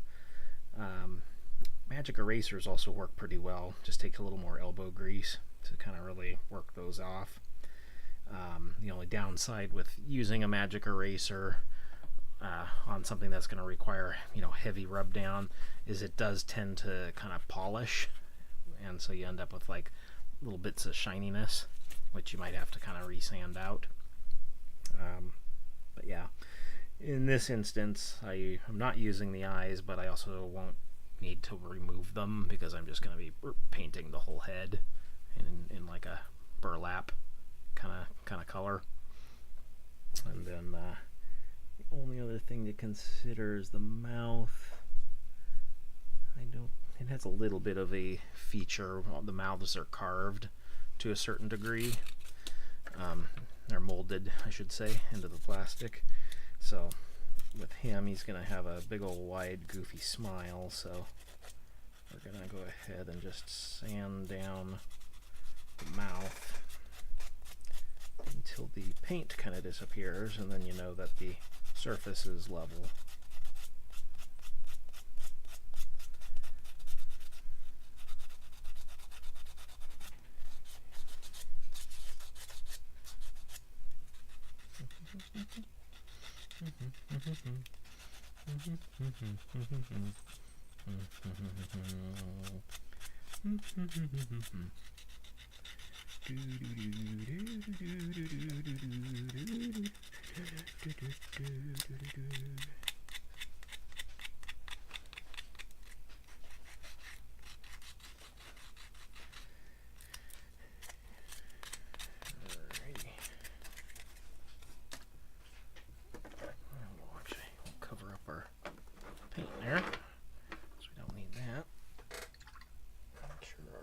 Is rinsed out.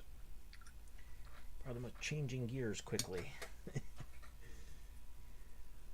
Leave things in various states.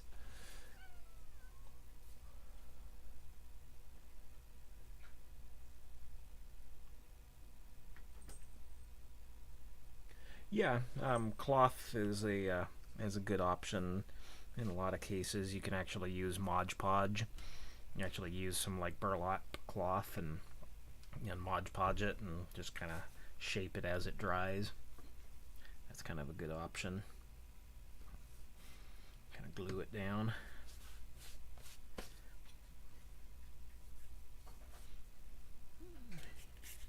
Mod Podge is an interesting substance. Good in a lot of different kinds of crafts.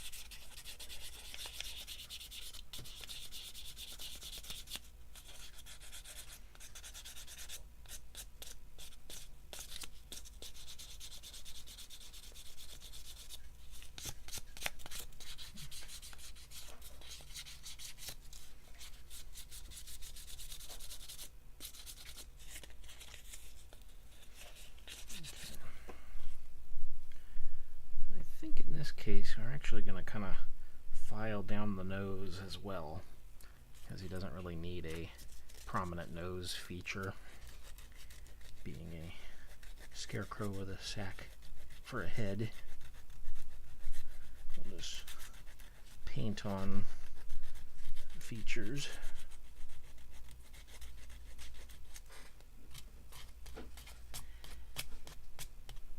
We'll have a little bit of a bump kind of conveying that, but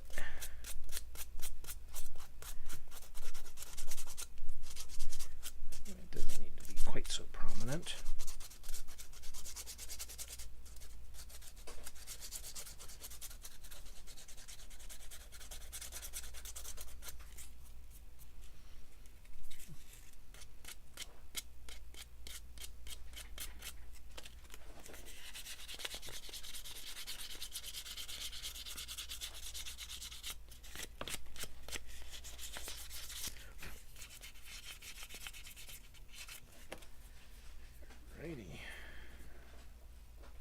Like that. Good shape.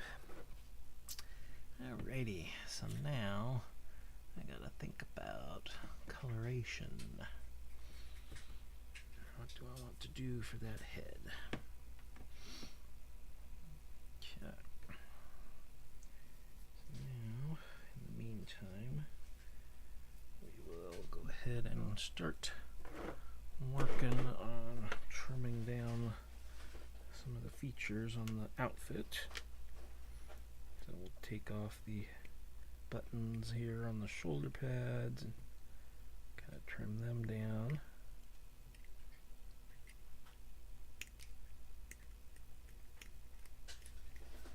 Just like so. Pretty straightforward.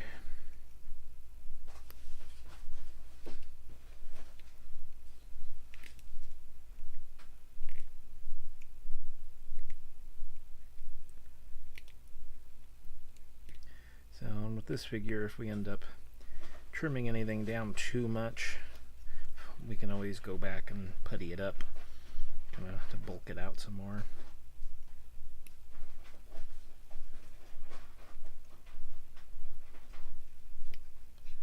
But we will start with a simple trim down. Cut all the buttons off.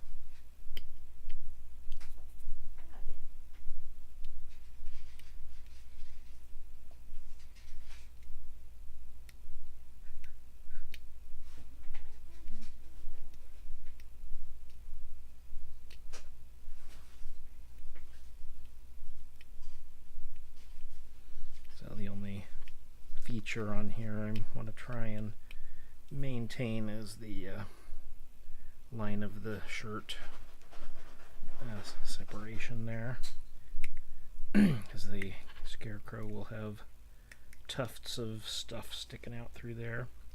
I've got some terrain grass clumps that I'm going to utilize for this around here somewhere. Just going to have to look for. Brought all of the modeling stuff back down here from upstairs where I was working on some Warhammer stuff a couple weeks ago, and I got some terrain stuff and brought it down with it, but I don't remember where I tucked it.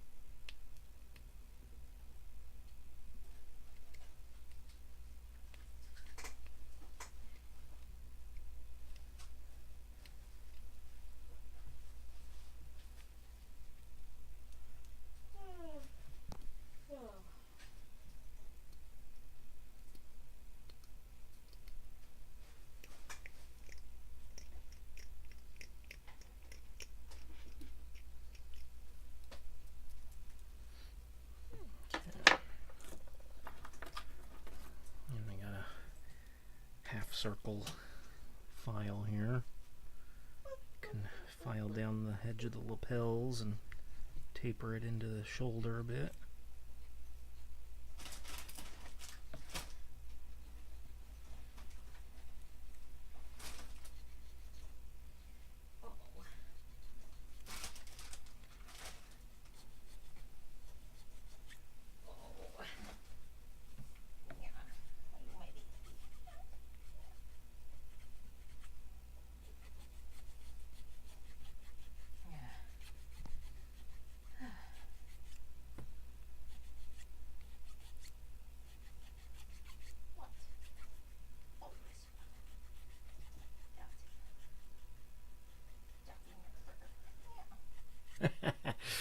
Yes, you're welcome.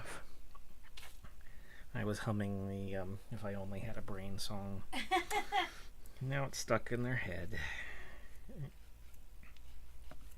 That's okay. The other day I mentioned JJ from Yuri on Ice. Oh, we got the JJ song stuck in our head. Please no. I'd turn it on, except we'd probably get copyrighted. Oh, I know. You're not allowed to have any music ever. Yes. Music is sacrosanct. Unless you're giving them money. Hello. But it can invade your head and terrorize you all day. That's right. For free. It lives rent free in your brain. Oh, I have such a cute little piggy sitting on me. Which one you got?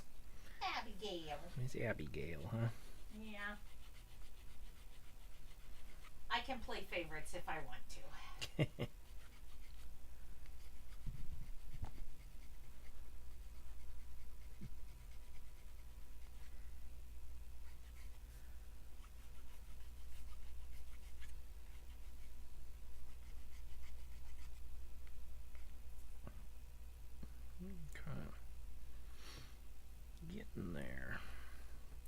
So I might kind of bulk out the stomach area here with some putty to kind of just build it up, make it a little more sackish.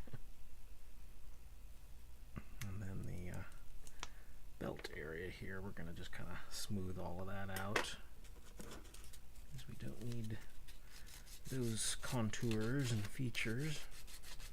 Just sand that all down with rough sandpaper, or actually I'll start trimming with the knife here a little bit.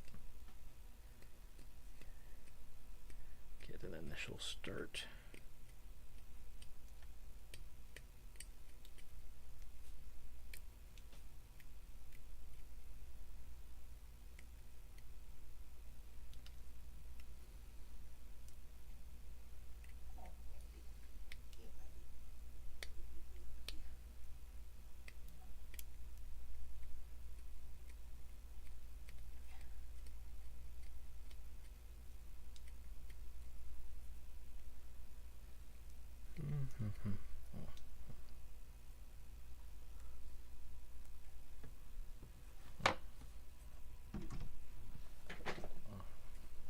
Shift in a little closer so you can see easier.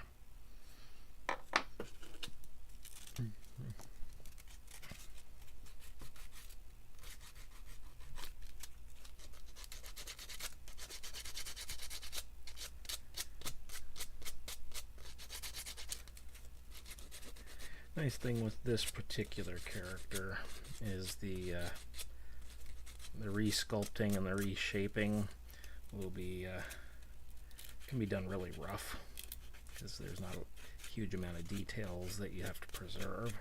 We're just using this as kind of the rough conveyed shape of what we want, and then we can always add more material back on with the putty to kind of fill it out some, and then go through and add in details like stitch work and straw sticking out through the seams and that kind of thing.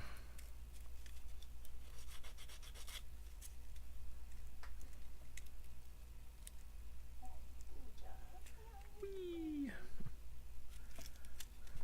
Pardon me while I sand your groin. We don't need to preserve the pants fly there. You don't think the Scarecrow wears jeans or whatever these are.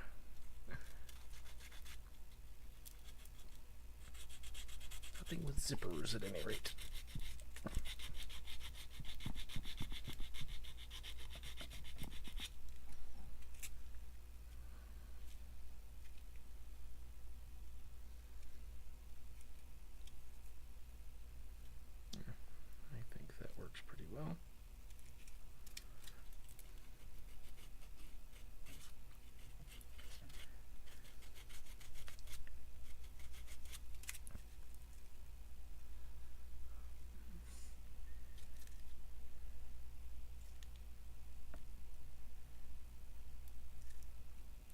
No, I didn't realize his feet were removable. That's neat. His little boots can come off. That's a neat feature for any customization effort going on. If anybody needs something with boots, but the pants are different, then Shifuyu or Mikey would be good options, as they are removable. Alrighty. There's that. Go ahead and just sand down the symbols and stuff, just so that I have a cleaner canvas to work on and can think without all of the busy distraction.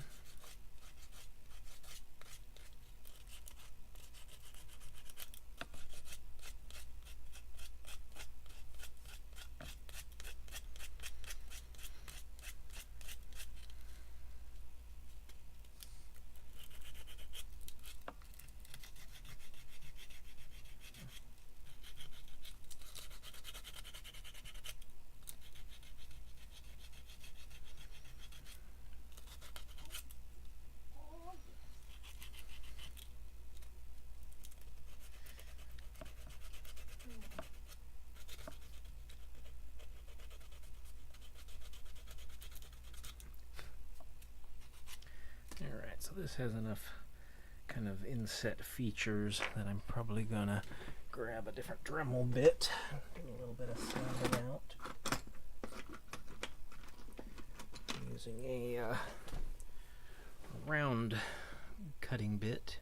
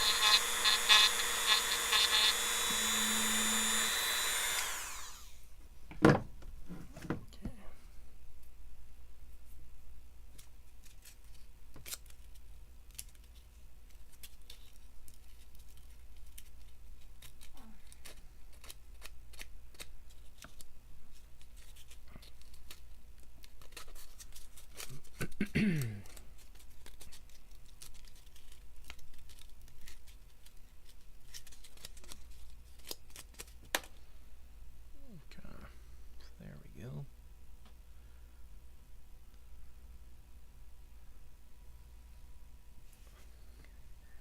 Just kind of a rough cut, reshaping.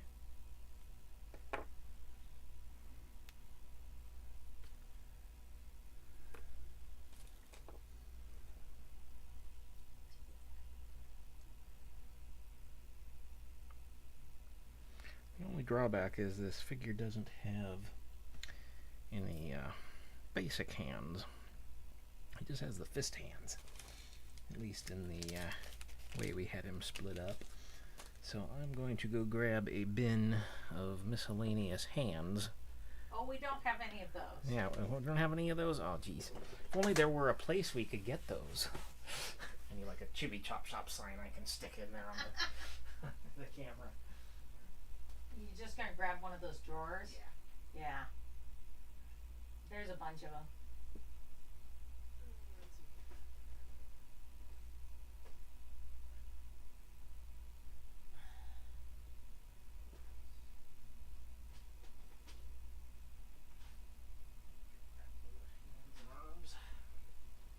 There's bound to be something in here. Let's see here. Miscellaneous bin full of various hands and arms. Let's see here. Maybe we need to start selling the miscellaneous hands. Because I hate having to photograph them. You know, it's so time consuming. Uh-huh. Maybe we should do Open things where hand. it's like 10 random hands. Yeah. Do it kind of like the neck joints. Rando hand lot. Rando hand. That sounds wrong. Rando hand. Let's see. Well, I've got the diploma. His brains are a scroll with hand, but the hand doesn't necessarily hold it. So I don't think I need to be too particular about using this hand, especially since it is a longer hand than what I want anyway. So I think we will end up finding an appropriate hand and just gluing it. So let's see, we found one, and then, oh, there it is. I was going to say I promptly lost it. Yes, there are so many Nendo parts. And we have tens of thousands of them. Scattered. Not scattered, Floor but to we're ceiling. neatly organized. organized. Yes, they are neatly organized, floor to ceiling, in 3 rooms of our house. Because that's normal behavior. That's right. Right hand. Trying to find 2 opened hands. One left, one right. What are you doing?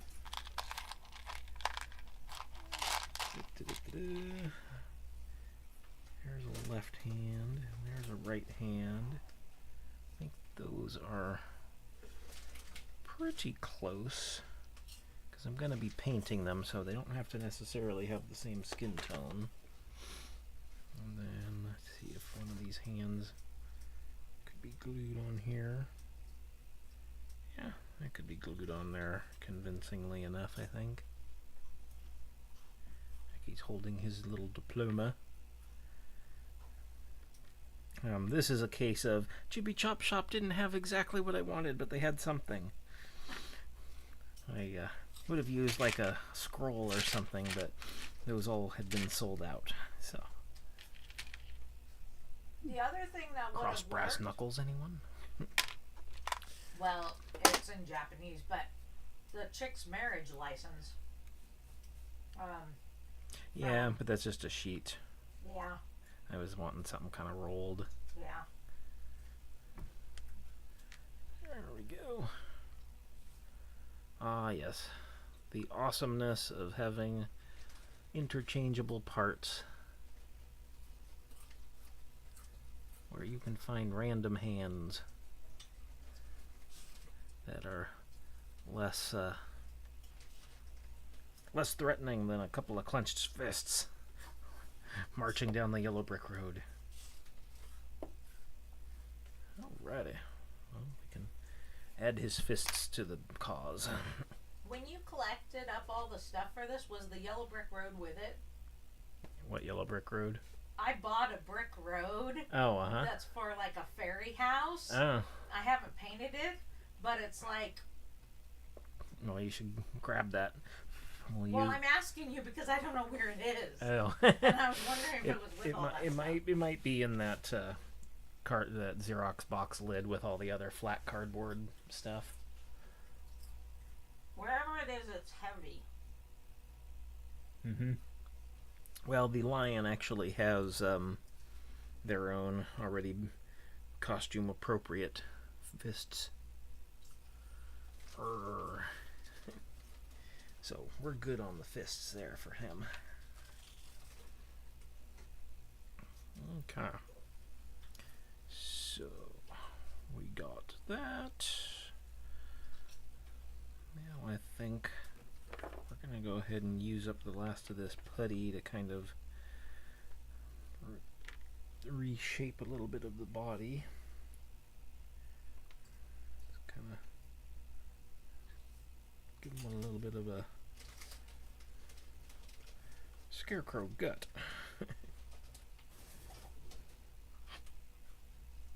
The piggies running around. Hear the sudden scurry, scurry, scurry of the guinea pigs.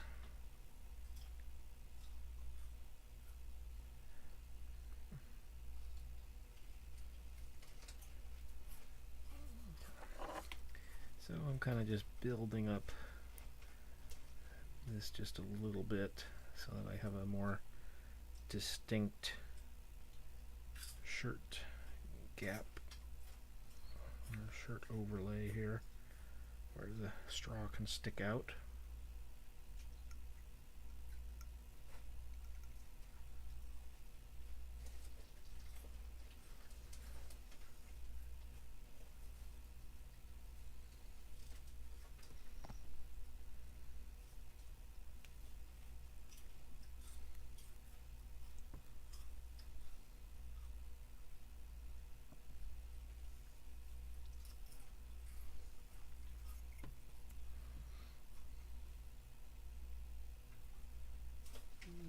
Kind of do some kind of rough contour sculpting to kind of give it some wrinkles.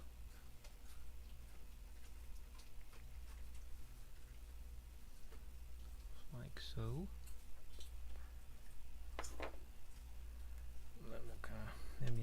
same on the other side here, but we'll taper it out more towards the center so it doesn't have the same thickness.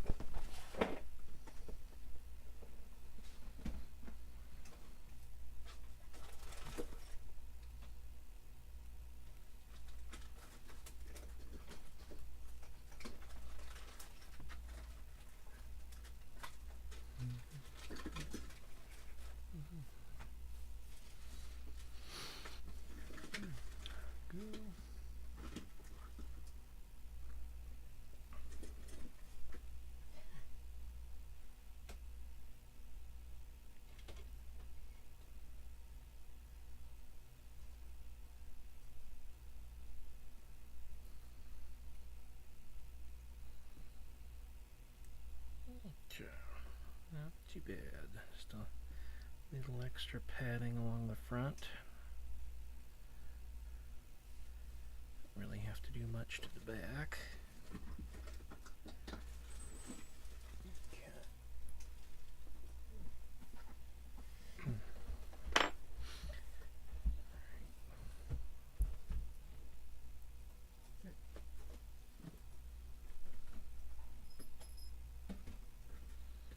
There we go.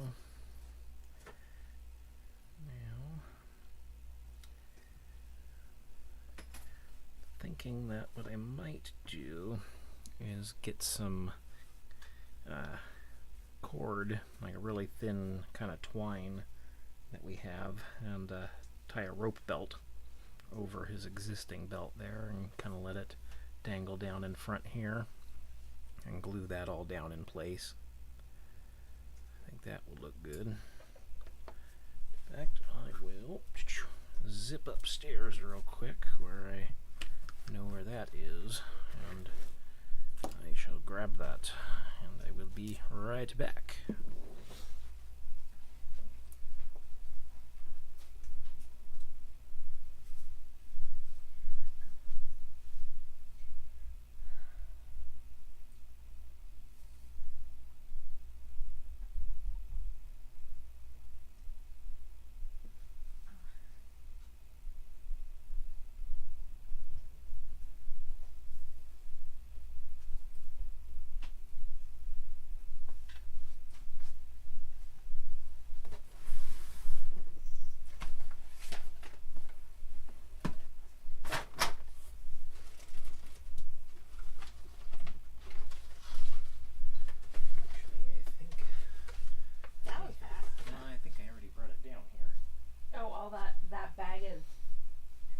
You know what? It might be in here because I was carrying craft supplies There it is. down here to go in the craft closet.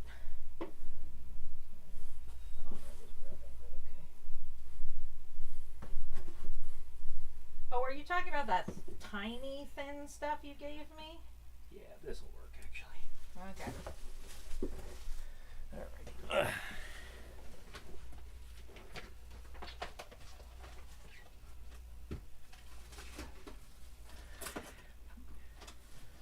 Yeah, I think actually you could press any material into the putty, and it might retain a little bit of that texturization.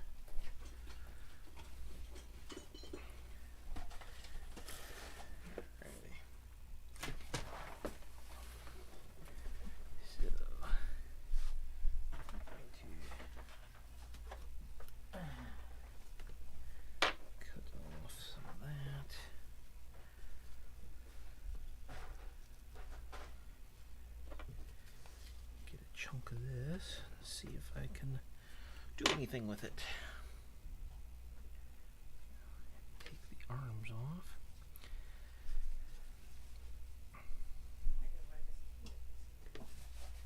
So I got this nifty little rope looking material. It's twisted real good.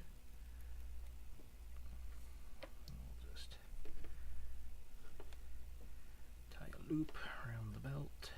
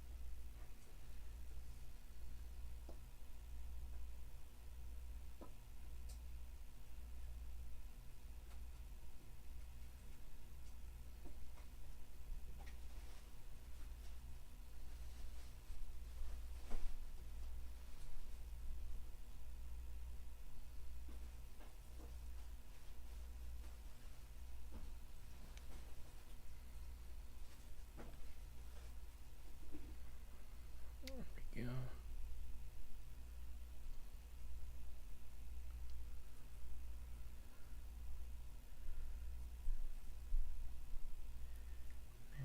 Stick a bit of super glue. Ooh, not that much. Wow. I go again with the camera. Dab a little of that off. Just glue the knot.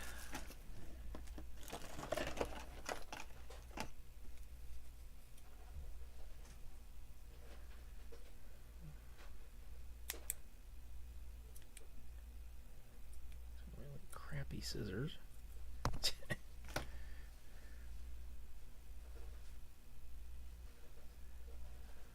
we go.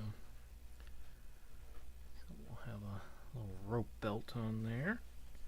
I'll probably trim that down just a little bit more as I get some better scissors here.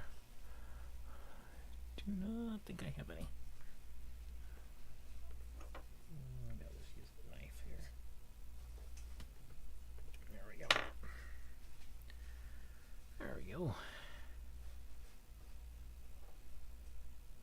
It's already glued good.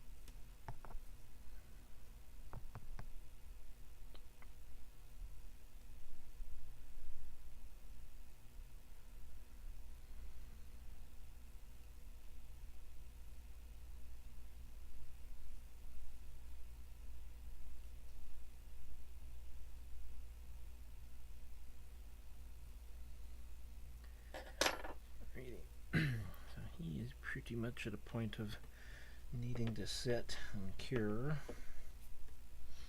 before we move on to the next parts.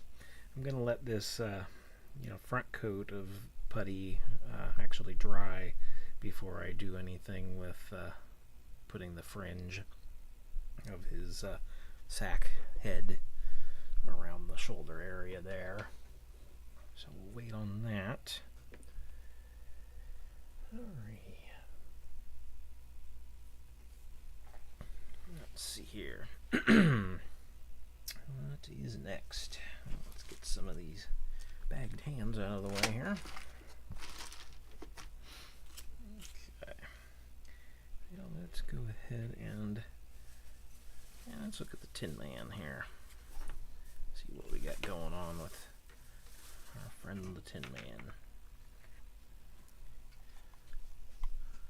So I've got our Takikama, grippy arms, holds the axe and the oil can, and we're gonna do some little detailing paint work on this one, and situating the hat before we do that. So I think I'm gonna cut down the length of the funnel just slightly. Just gonna score it all the way around.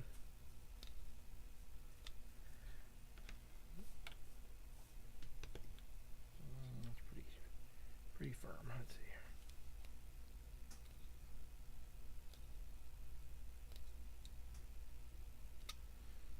Might need to trim that. Or maybe we'll just cut it off. Let's get a cutter bit.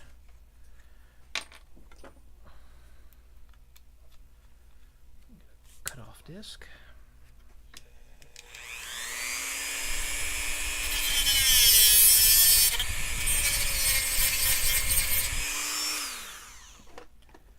There we go.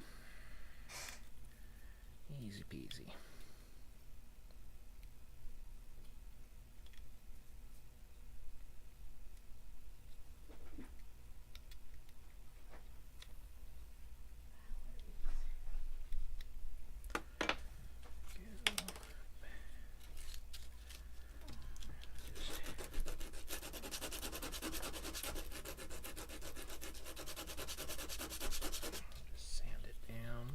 So it's a little more level. And there we go. So what do we think? Straight on or skewed a little bit to the side?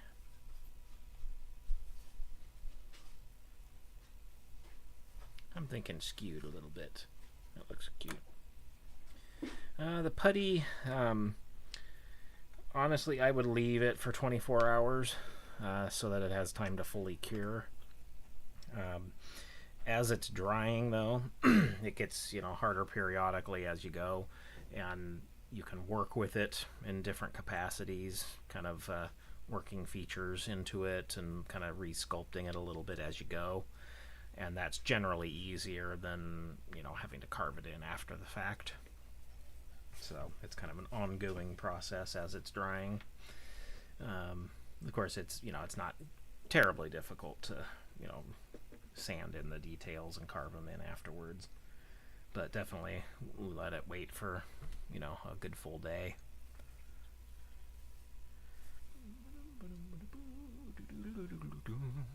Yeah, I agree. I like skewed too. Probably skewed away from the axe, I would guess. Well, I don't know.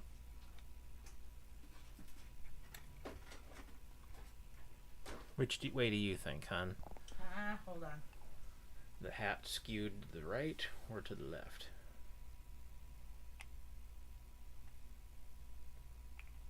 That direction. To the right? Yeah.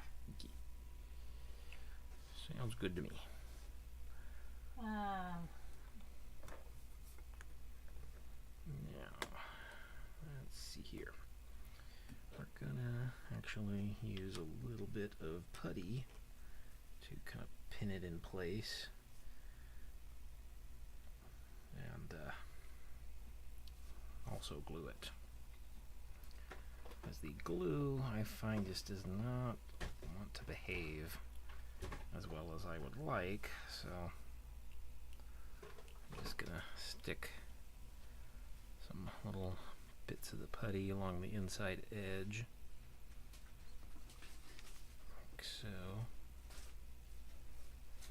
No, it's not enough. Let's hear.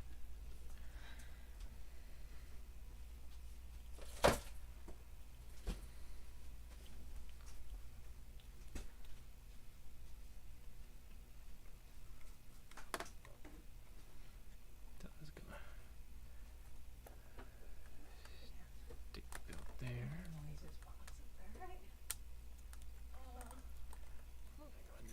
Sit the axe down there. And then I'll just use a sculpting tool here to kind of get some of the putty out from under here.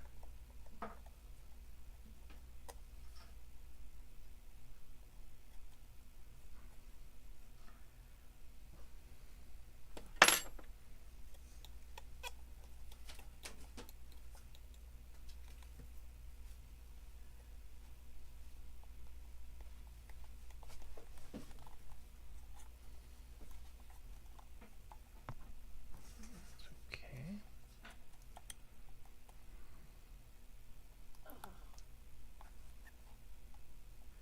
Just basically trying to cut out the little bit of the excess putty,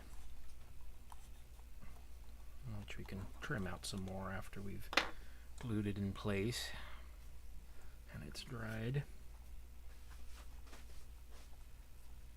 I definitely need a new, yes, I need a new bottle. It is kind of coming out every which way.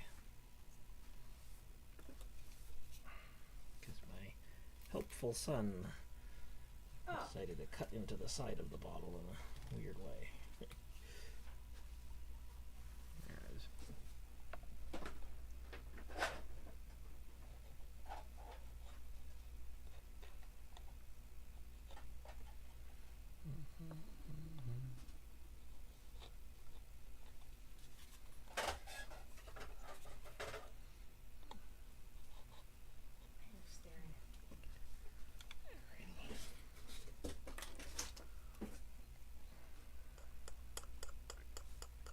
So we're just gonna kind of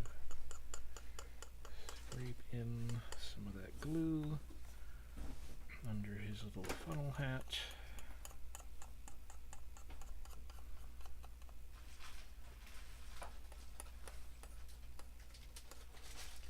And then we're just gonna dab off some of the overflow.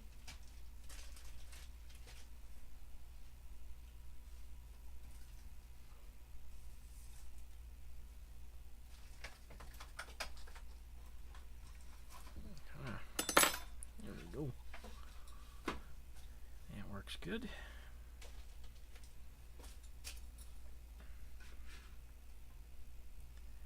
Now I have a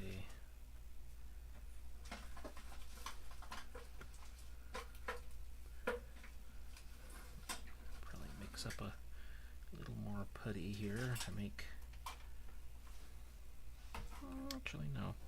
I'm not going to use putty for this. I'm going to make some little rivets out of plasticard. We haven't really utilized plasticard much in this project. Of course, cutting circles is always a sheer joy. And I do not have a hole punch this small, I don't believe. Let me see.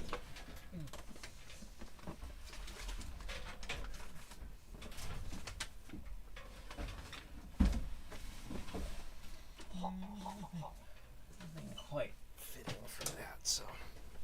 Yeah, what are you maniacally chuckling about over there? I fit the boombox up there. Nice. The boombox. You can tell what era we're from. Well, what am I supposed to call it? A stereo that doesn't freaking work right because the CD player doesn't work? Yes, that's exactly how you call it. I gotta have something to play my mixtapes on, man. That's right. All right. So, yes, I'm going to scratch the plasticard idea because that is actually going to be a pain with it being circles. You can cut it out and you can sand it and all that, but it would be much easier just to grab a little bit more of the putty, and I'm going to make little tiny rivets to stick on the side of the funnel hat here. There we go.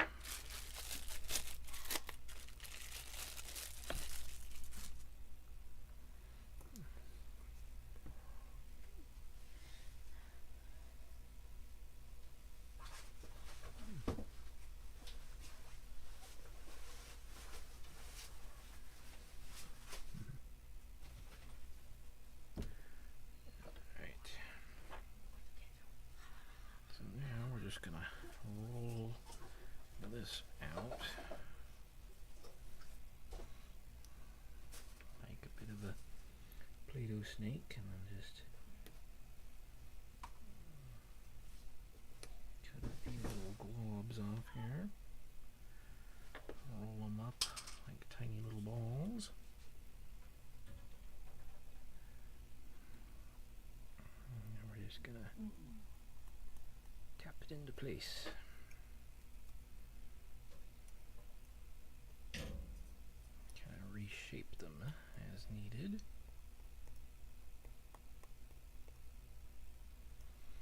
There we go. So a simple little rivet.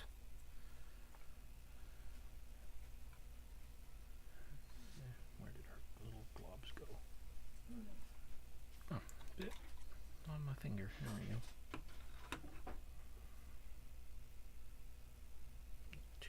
There.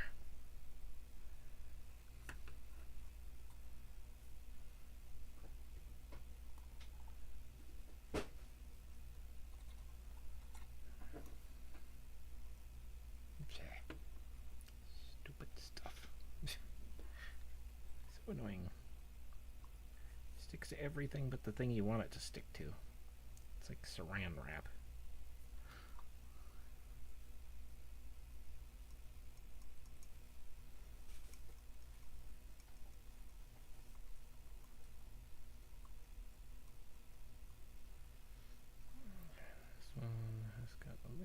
Too much to it. So just trim a little off here.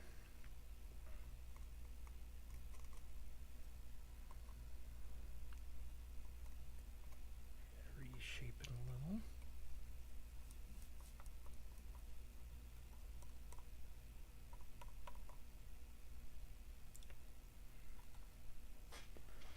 And of course, once they cure, they'll be stuck on there really good.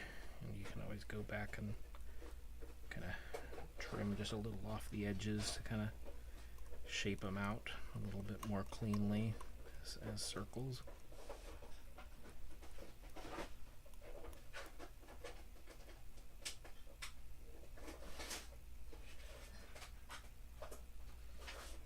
There we go. And we'll just do a couple up that side.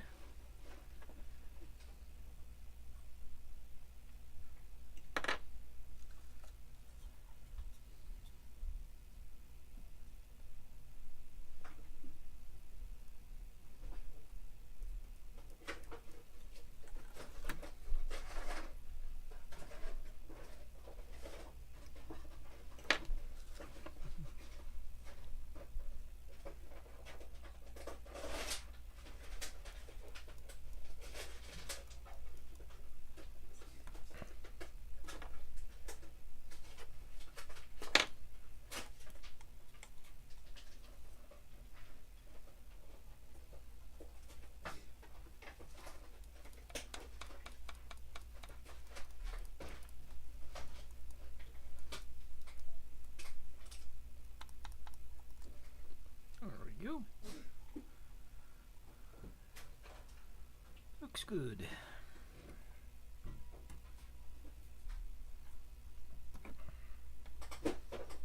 Okay. Now let's see. Got our little heart clock. And my thought with this Avalanche. Yes. The anime avalanche. Alright, I'm just gonna take a... no, actually, change my mind. I'm gonna take the flat grinding one here. Use the tip of it to kind of grind out the hole in the face of the clock here.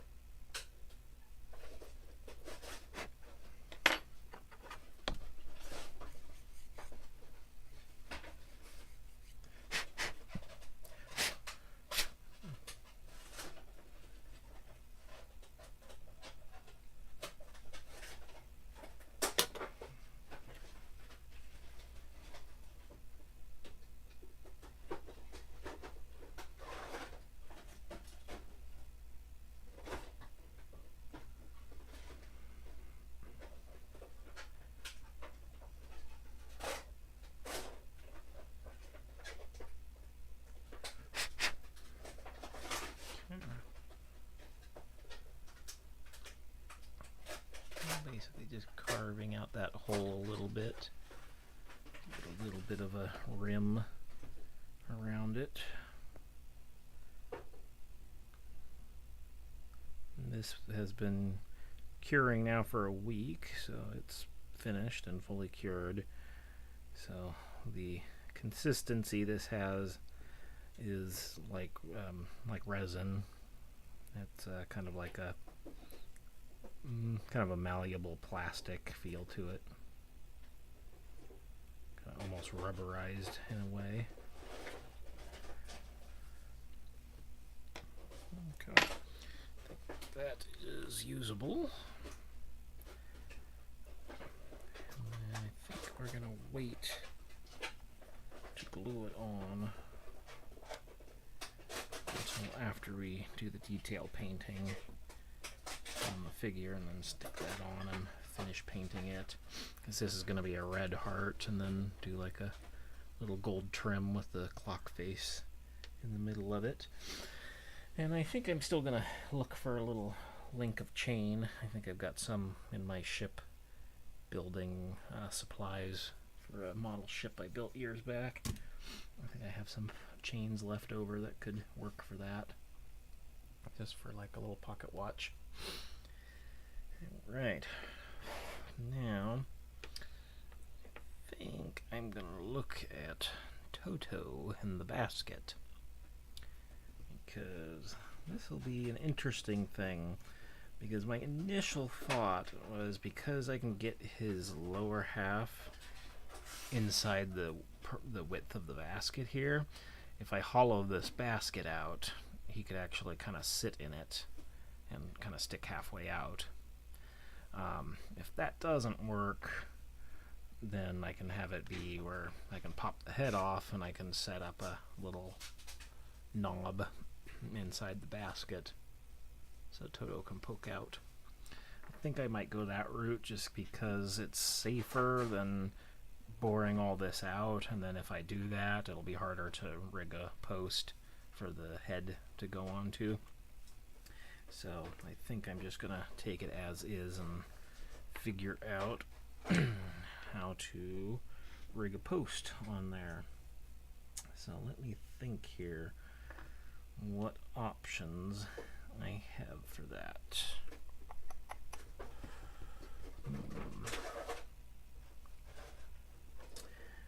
Thinking a stand arm might suffice. Doesn't have to necessarily pop into place, just a little post to stick on there. It doesn't have to have the ball joint necessarily. Let's see here.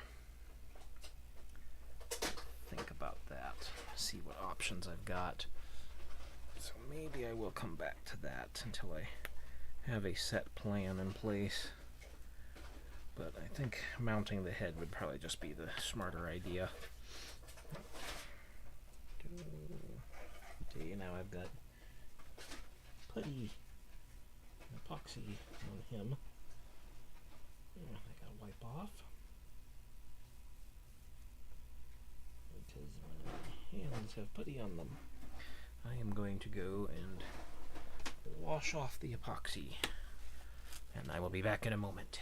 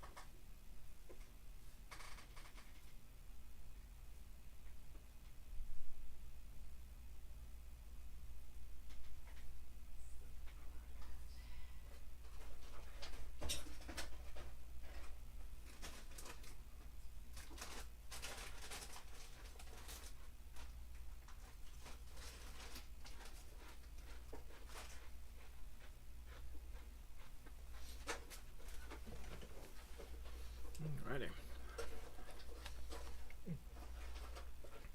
I am back.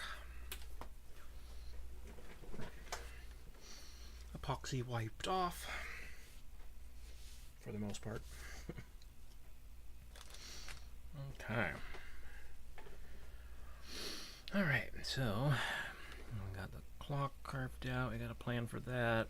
I'm waiting for the cone to dry on him. Cowardly Lion. I think we can do another touch-up coat of paint. Toto. So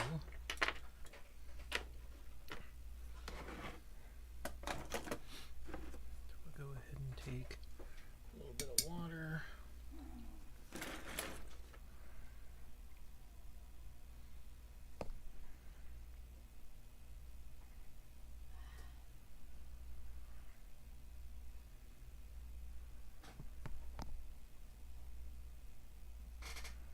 Just keep touching up.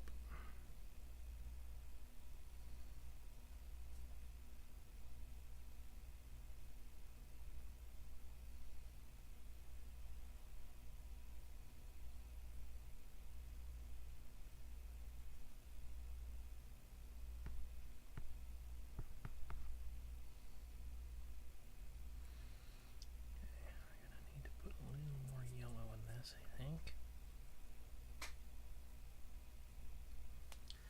And a fair amount of water.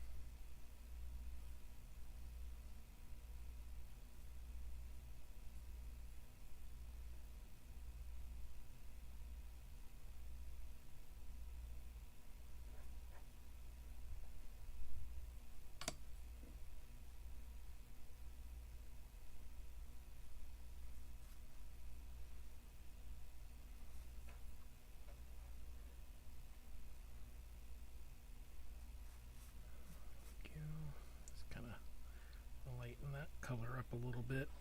A little more yellowish. A little less brown.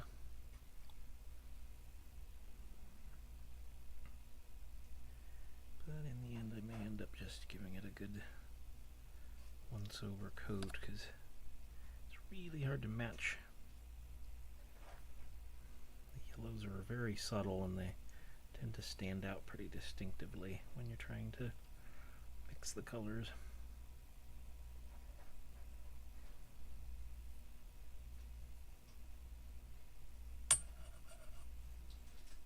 Okay. Now let's see here. What color do I have that will work for this kind of pastel pale yellow? Okay, here.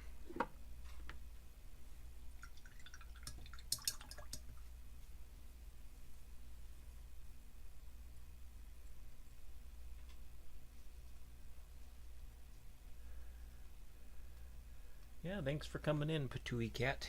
It was nice chatting with you. We'll catch you next time. Okay, let's see here. I think we're just going to end up doing a little white and yellow.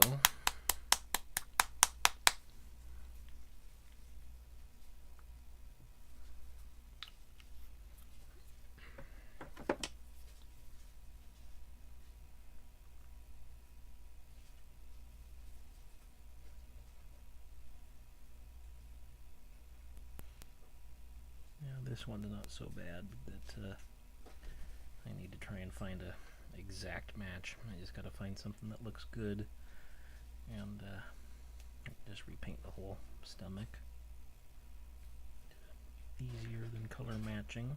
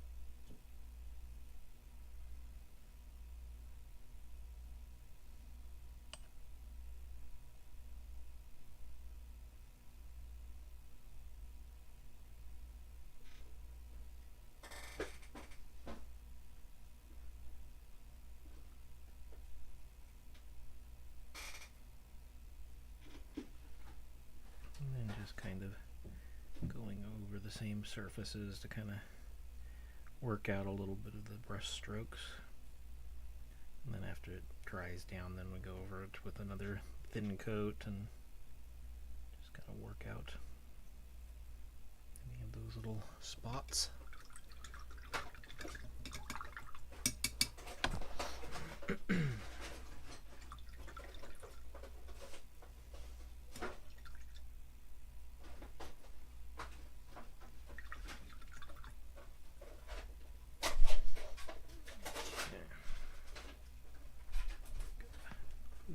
Bit of an over. Hey, are you gonna be coming back down here soon?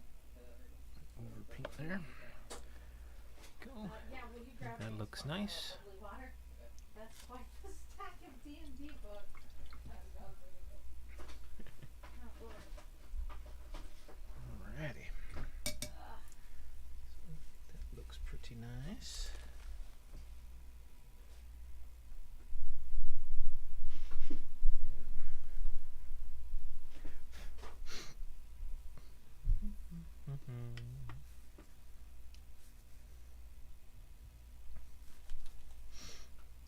Okay. We just got that set aside there to dry for a bit. Right. Well, I think that at this point we are in a pretty good place for most things. Let's take a look at our Dorothy here that I need to get the seam cut through the putty before it dries fully. Thanks, I appreciate it.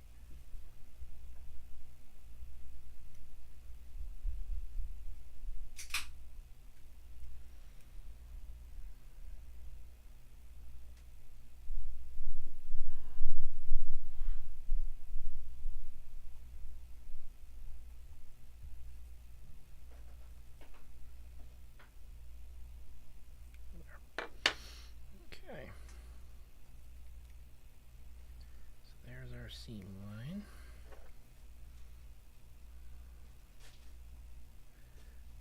We're just going to basically just pop it off.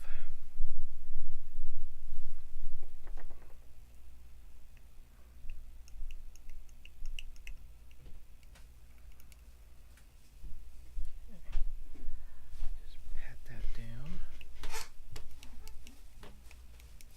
I don't think the gap was distinct enough to really even necessarily warrant doing a re-puttying of the seam in this case, because I think I got it pretty darn smooth and tight on its own without that. Yeah, I think that's going to be a pretty tight fit on its own, so we don't have to worry too much about the putty. And then this stuff here, we're just going to do a little bit of kind of conveying of the flow of the hair by doing some little sweeps through the hair this way.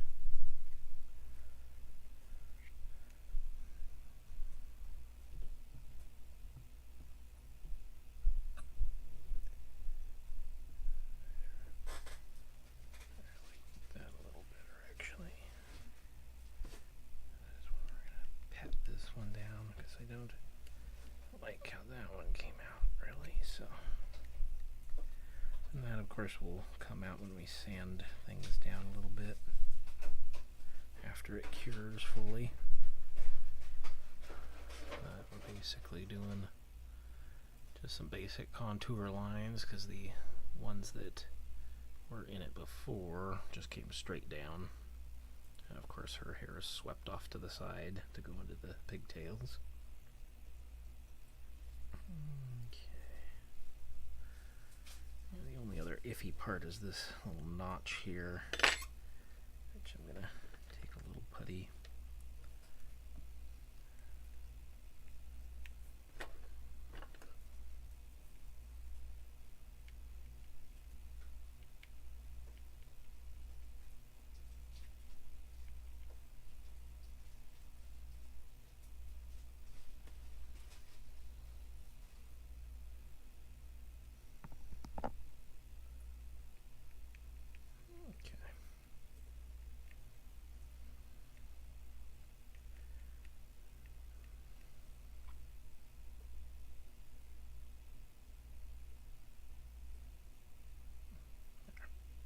suffice.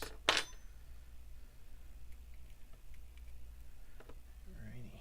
And then got the faceplate. The hair. So there we go. Looks a bit like a helmet at the moment, but got the right contours.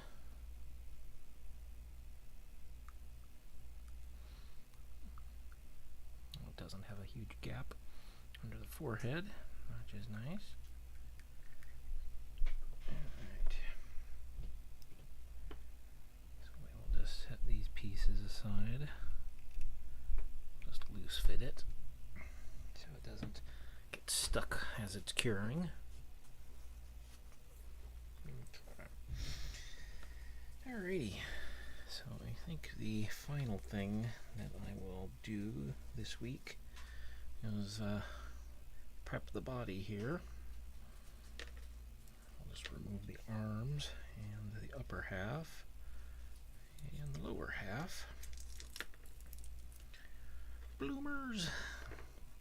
So that we just have the skirt here, which we're going to be taking off the apron. Now the apron is a separate piece, so that will save us a fair amount of effort. There we go. Has a nice big old hole in the front though. That's unfortunate. Okay, so then we just do a little rough sanding to prep the area. Get rid of any residual glue as much as we can.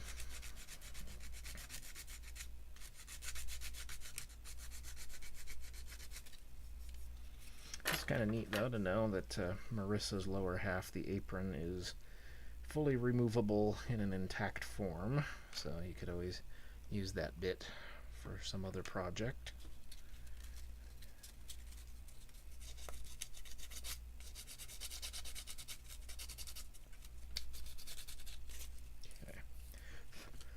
Now, I don't think well, maybe I'll have enough. Let's see.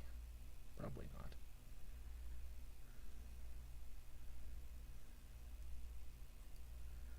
Let's see here. Just gonna fill in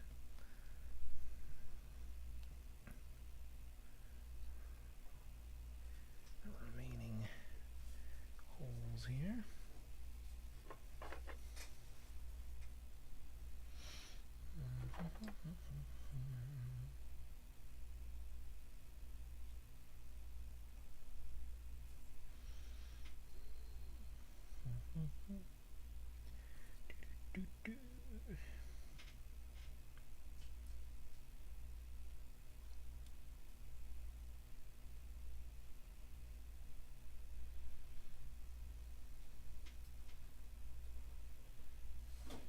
Actually, I think I might get away without having to get any more.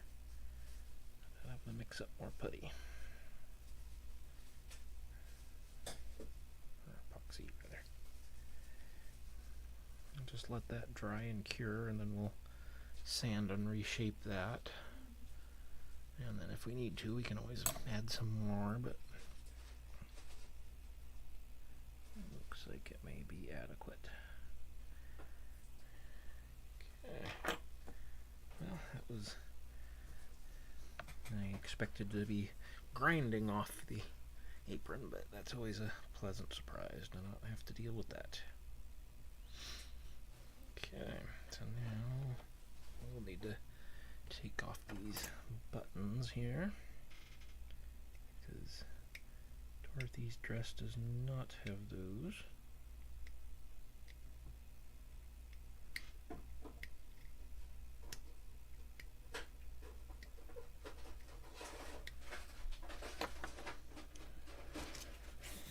Using a fine grit sandpaper.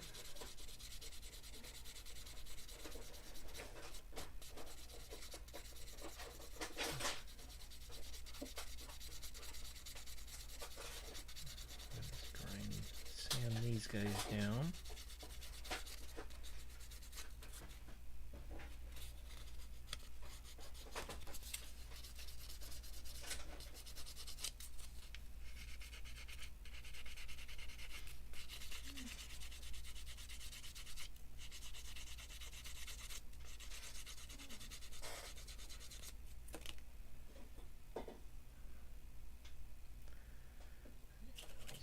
keep working on these until you get all of the edges of the button off. So otherwise when you repaint it, they'll still be pretty visible. And it doesn't matter that we're scratching up the finish of the rest of the top, because of course it's going to be repainted.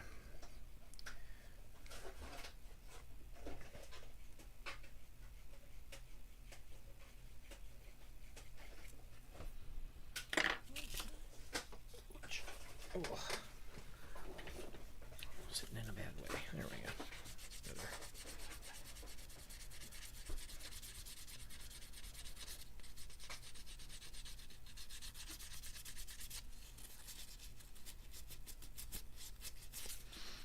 Okay. This feel pretty smooth. Back on there. And then of course the sleeves are going to be appropriate as is. So then pretty much all that would be left to do on this after we get the skirt all cleaned up would be to paint. And then oh yeah, this is a older style Nendoroid. Marissa is 96, I believe, so she doesn't have a back peg for a stand, so I may just bore this hole out from the bow and bore that out a little bit thicker to use that as a hole for the standard stands. And then I've got her bent arm set up this way so that she can hold the basket like so, and Toto's head will be able to either walk alongside her, or the head will be kind of poking out of the basket there, which will be really cute. And I will be planning how to get that mounting set up for the head so that it's interchangeable for next week. So I think that would be a good stopping point at this point. Today we finished up the cleanup of the lion body, where we pulled out a embedded bow that was part of the torso here, so that the metal will lay flat on the body, and did a couple little minor touch-ups on the lion mane. The major thing we did was completely resculpted and cut and repatched the hair for Dorothy, which needs to dry and cure, and then we can finalize the detail sculpting on it. Give it a good sand down, and then finished sanding down a few features off of the Scarecrow's bag head. That'll be painted up like a sack. I didn't really work on the hat today, but this is what we had from last week, which will look cute. And then got the start of the body going, did a cut down of some of the major features on the existing body, and did a little epoxy work and set up a rope waistband here for a rope belt. And then the Tin Man we got situated with his oil funnel hat. Decided to go a little offset on it, which looks cool. And then we'll brush prime this guy with the surface primer here next time. Might do that, but right before we do the stream, so we can have him good to go next week. But he'll basically get that all primed up and ready to paint and get it silver, and we'll do some detail painting on there. And then we've got the heart ready to go, just have to do some detailing on that and glue it in place after we get the guy painted. And yeah, I think we're in pretty good shape and making some good progress for just a few hours for the first 2 sessions here, and we got more to come. So next week I've got the next 2 weeks lined up for the stream. Gonna be same time, Saturday at noon next week and the week after, and then we'll be out of town for the week following that, and then we'll be back at it after that when we get back. So thank you again to everybody who came in and participated, and almost missed it.